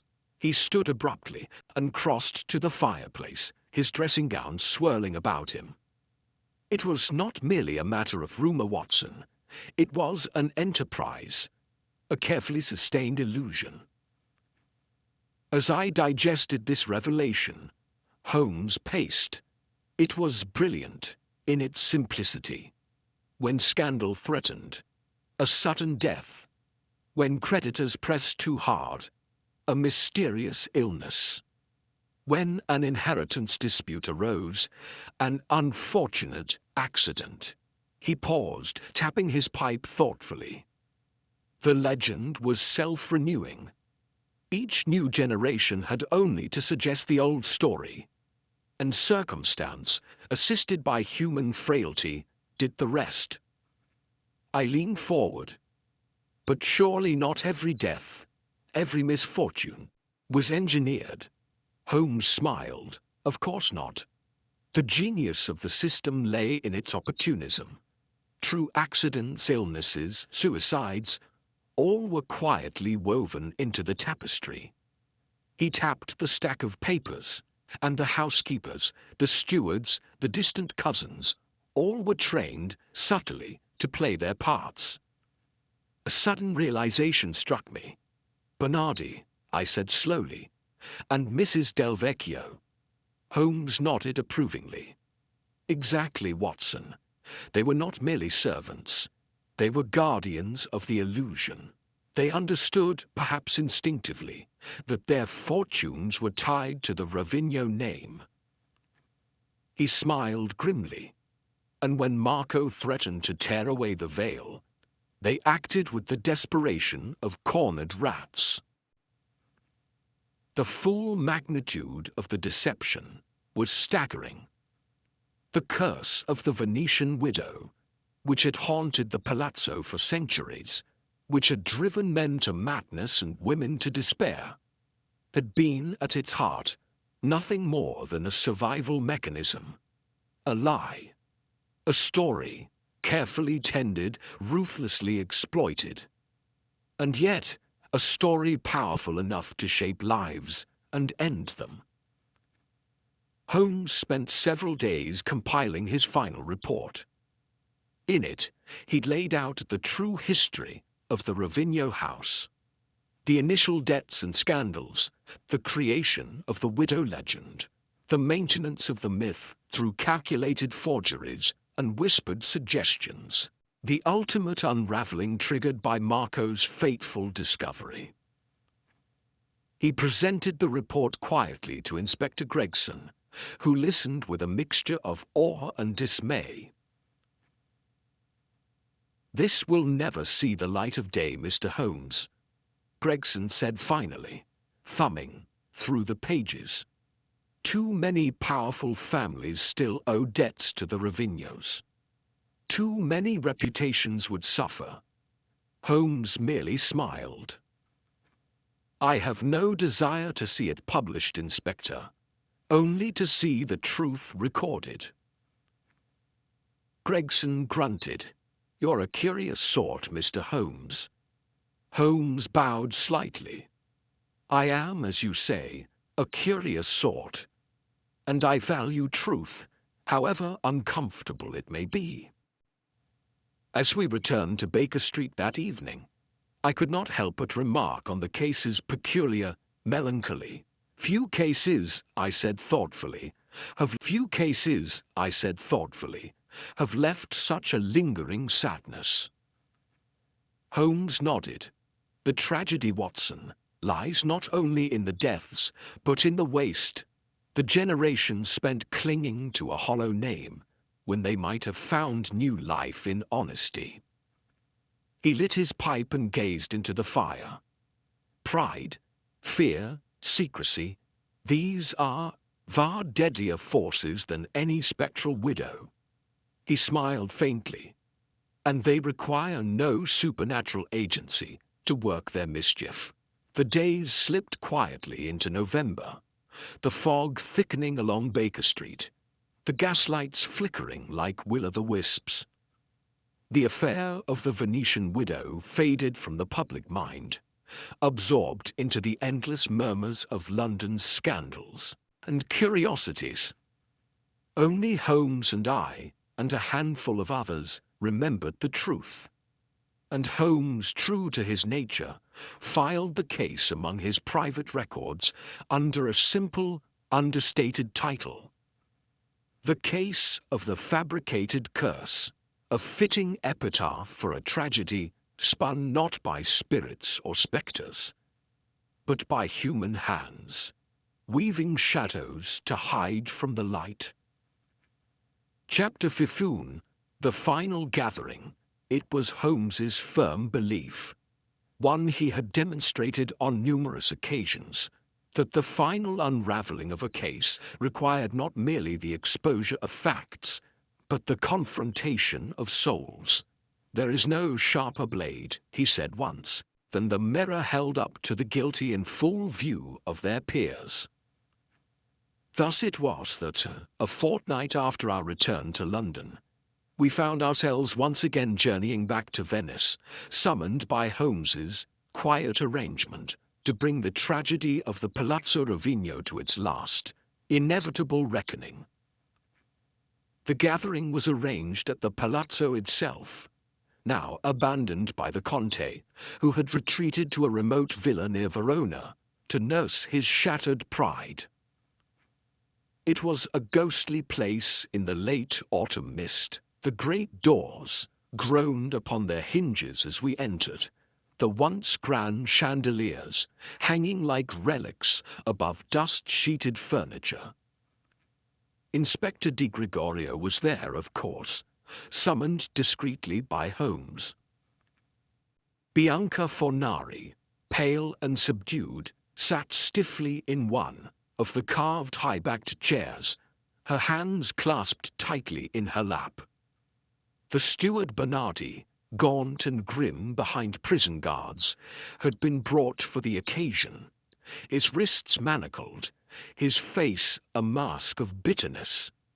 And to my astonishment, even a few of the lesser household retainers, those who had fled during the upheaval, had eschew been coaxed back, curiosity overcoming their fear.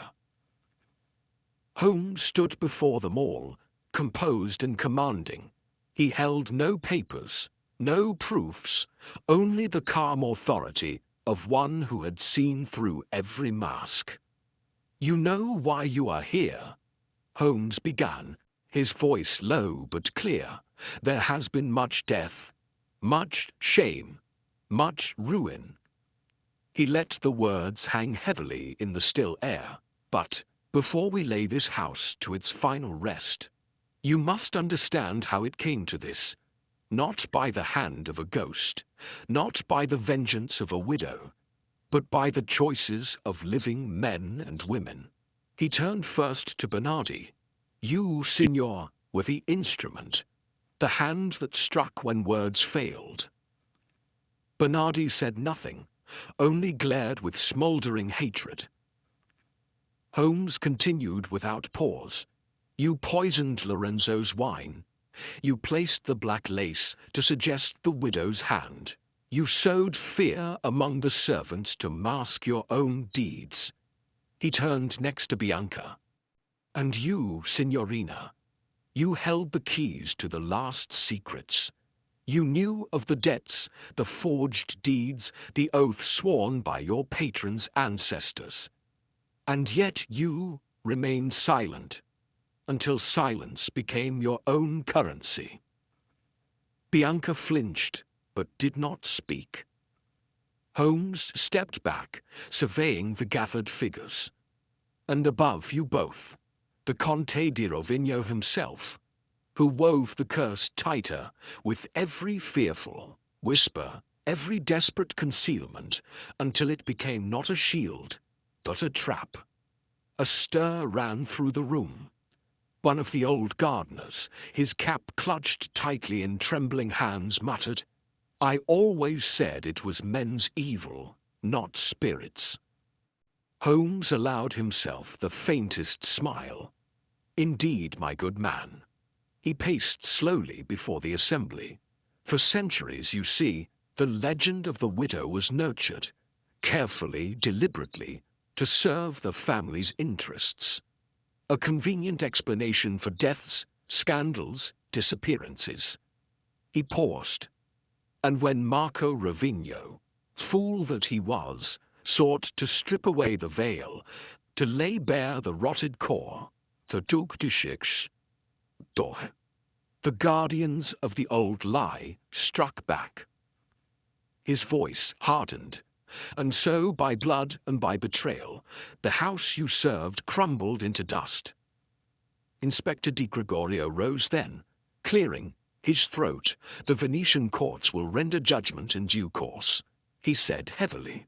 "Nay, some will face trial, some will fade into obscurity." He looked at Holmes. "But it is fitting that the truth be spoken here first, where the lies were born." Holmes inclined his head gravely. Then, with a soft finality, he said, "The curse of the Venetian widow was not a ghost, ladies and gentlemen." He let his gaze sweep the silent gathering. It was pride and fear, and the slow, unyielding weight of generations, choosing concealment over courage. Slowly, almost reluctantly, the assembly broke apart. The guards led Bernardi away in chains. Bianca, her face drawn and ashen, left with Di Gregorio's men. Not under arrest, but under watch. The servants drifted out into the mist, whispering, their long loyalty broken, their illusions forever shattered. And Holmes and I stood alone for a long moment in the empty, echoing hall. At last, I spoke. "You achieved it, Holmes. Full justice." He shook his head slightly. "Justice, perhaps, Watson. But there is no victory here." He turned to look up at the vast, crumbling portraits that lined the hall. Grim-faced men and women who had clung to power through centuries of artifice and silence. "This was not a battle won," he said quietly. "It was a reckoning long overdue." He turned back to me, the ghost of a smile on his lips. "And reckonings, my dear fellow, are rarely cause for celebration. Outside, the mists of Venice swallowed us once more. The bells of San Giorgio rang distantly across the water. And in that solemn music, I thought I heard, not the mourning of the dead, but the slow exhalation of a city that had seen too much, forgotten too little, and borne its secrets in silence. Just as the Palazzo Rovigno would now bear its own, crumbling quietly into ruin, a monument to pride, to secrecy, and to the inescapable truth. Chapter 16. The Reveal. Holmes breaks down the crime. We returned to the modest quarters afforded to us in Venice, weary from the day's grim proceedings. Holmes, however, showed no signs of fatigue. He moved restlessly about the sitting room, his long fingers steepled behind his back. His mind, I could see, arranging, dissecting, and laying bare the entire tragedy, now at last in its final shape. At length, he turned to me, his face composed but alight with that peculiar energy that always accompanied the grand unraveling of his cases. "You have been patient, Watson," he said. "Come, let us set the facts in order." I drew up a chair, pen and notebook ready. Holmes began, his voice calm, almost detached. "First, the legend of the Venetian widow," he said. "A fabrication designed centuries ago by the Ravigno ancestors to shield themselves from scrutiny, financial, legal, even moral. He moved to the hearth, his shadow flickering against the wall. Every generation of Ravignos contributed to it. Accidents were staged, illnesses exaggerated, disappearances cloaked in superstition." He tapped the mantelpiece. "Thus, when Marco, Ravigno stumbled upon certain old documents, debts, forged deeds, blood oaths sworn to conceal the truth, he unwittingly endangered not only himself, but the fragile facade the family had so carefully preserved." Holmes turned back to me. Marco attempted to leverage his discovery. Perhaps he sought to control the Conte, perhaps merely to ensure his own security. But in doing so, he forced the hands of those invested in maintaining the old lies. He ticked off points on his long fingers. Bernardi, the steward, proud, bitter, resentful of Marco's disrespect, saw both opportunity and necessity. Mrs. Del Vecchio, the housekeeper, blinded by loyalty to the family's image, aided him. He paced slowly, and so Marco was killed.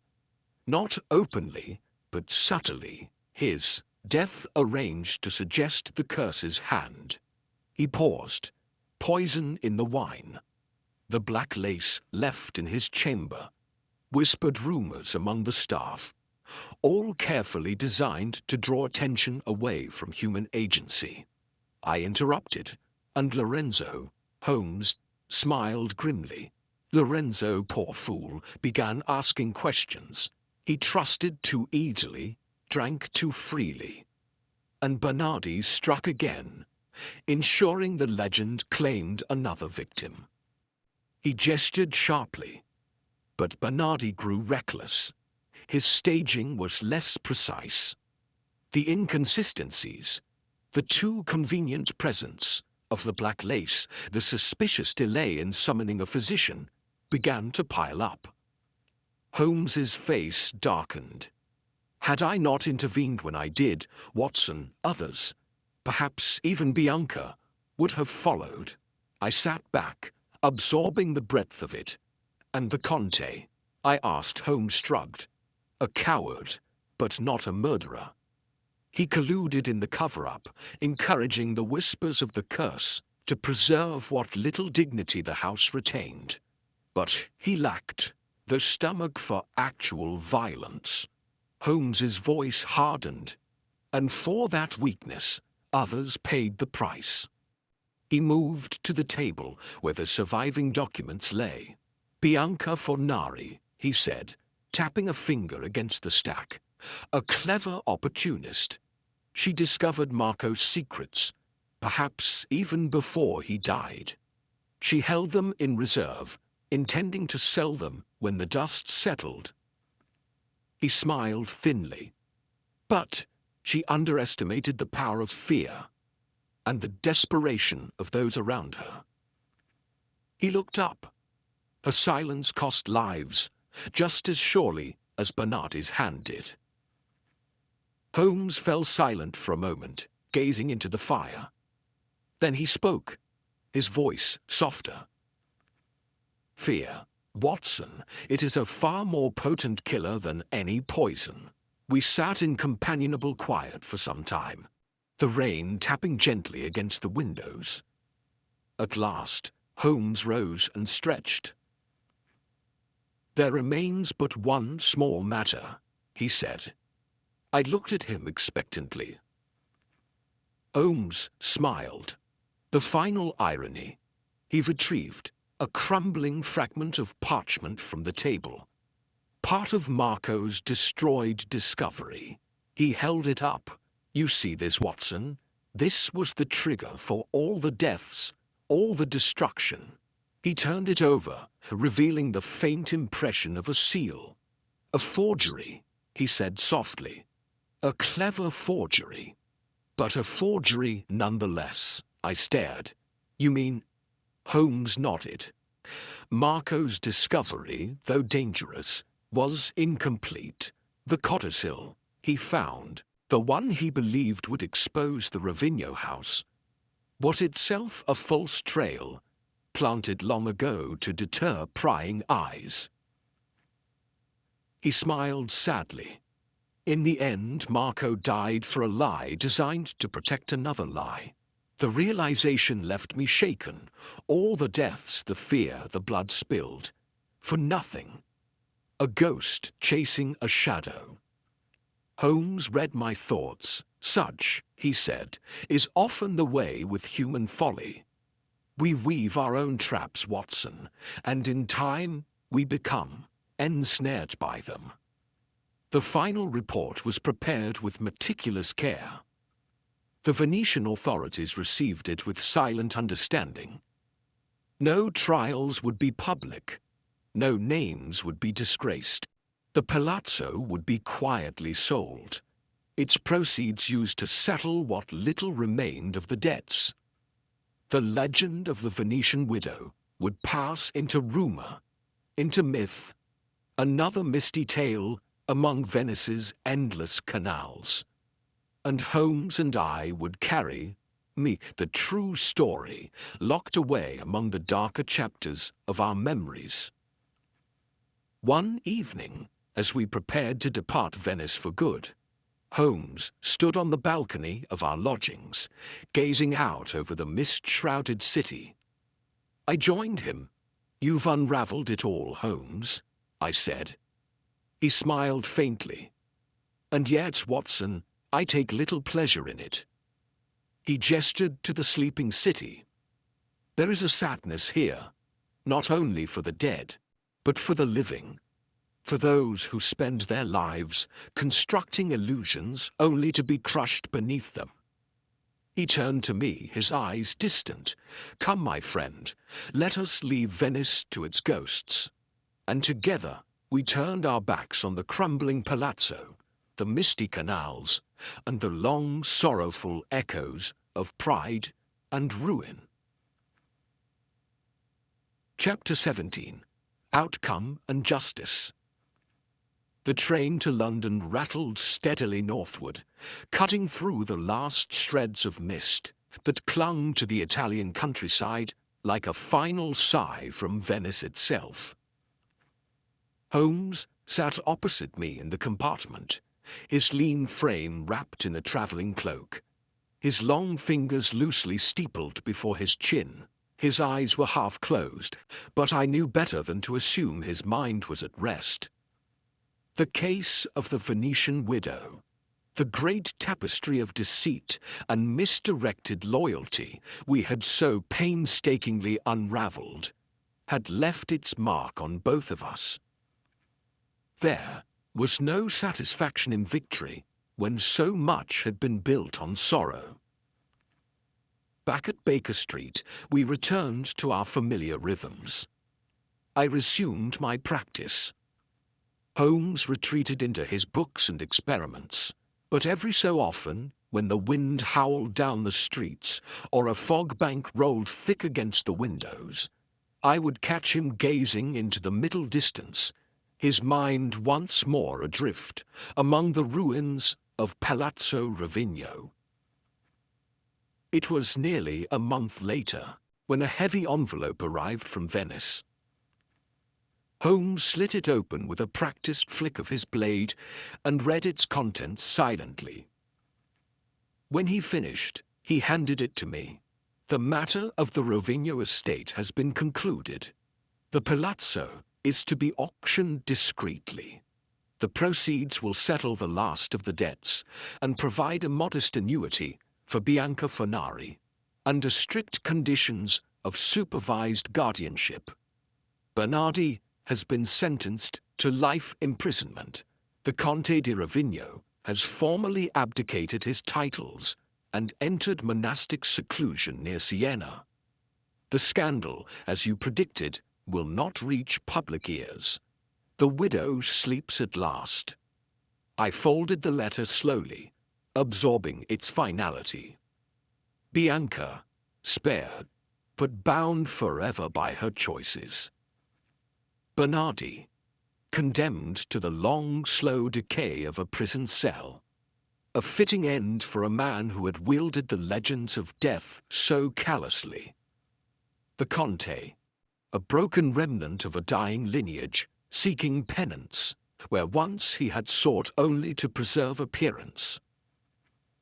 And the Palazzo Rovigno, crumbling into the Venetian mist, its grandeur hollowed out by generations of deceit.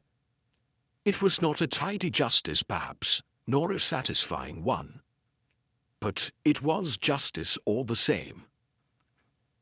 Holmes, after tossing the letter onto the side table, poured himself a measure of whiskey and stared into, the fire. "You see, Watson," he said quietly, "in the end no curse destroyed the house of Rovigno." He sipped thoughtfully. It was men, with their fears, their pride, their desperate need to preserve illusions, long past their time. He smiled without humor. The real ghost that haunted those halls was memory. And memory, my dear fellow, is a far more merciless spirit than any Venetian widow. In the weeks that followed, other cases claimed Holmes's attention.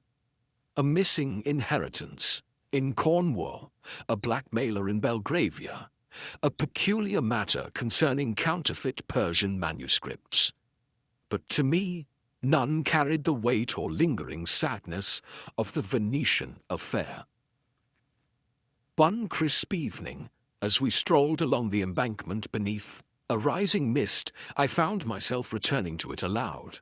"It still haunts you," I said quietly. Holmes gave a small, almost imperceptible shrug. "Not the deaths," he said. "I have seen too many corpses, Watson, to grieve individually for them." He turned, gazing out over the dark, sluggish river. "It is the waste that troubles me, the sheer preventable waste." He smiled thinly. "Men build legends, Watson. They drape themselves in ghosts and lies and empty pride. And in the end, they are crushed not by outside forces, but by the weight of their own delusions." We stood for a long moment in silence, the mist curling around us like ghostly fingers. Finally, Holmes stirred. "Come," he said briskly. "There is a matter in Chiswick involving a missing clergyman and a basket of stolen oranges. A much lighter puzzle, and one, I trust, without any curses attached." I laughed, the sound startling in the fog. And together we turned from the dark water, walking back toward the bright gaslights of London, leaving the ghosts of Venice and the tragic ruin of the Rovignos behind us. Chapter 18. Holmes's Final Reflection. The affairs of the Palazzo Rovigno receded into the past, as all matters must, swallowed by the greater tide of life. But for Sherlock Holmes, the case lingered in an unusual way.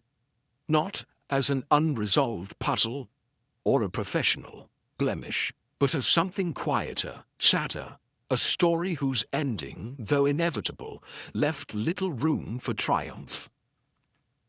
It was on a crisp December evening, seated once more in our familiar sitting room at Baker Street, that Holmes finally spoke of it.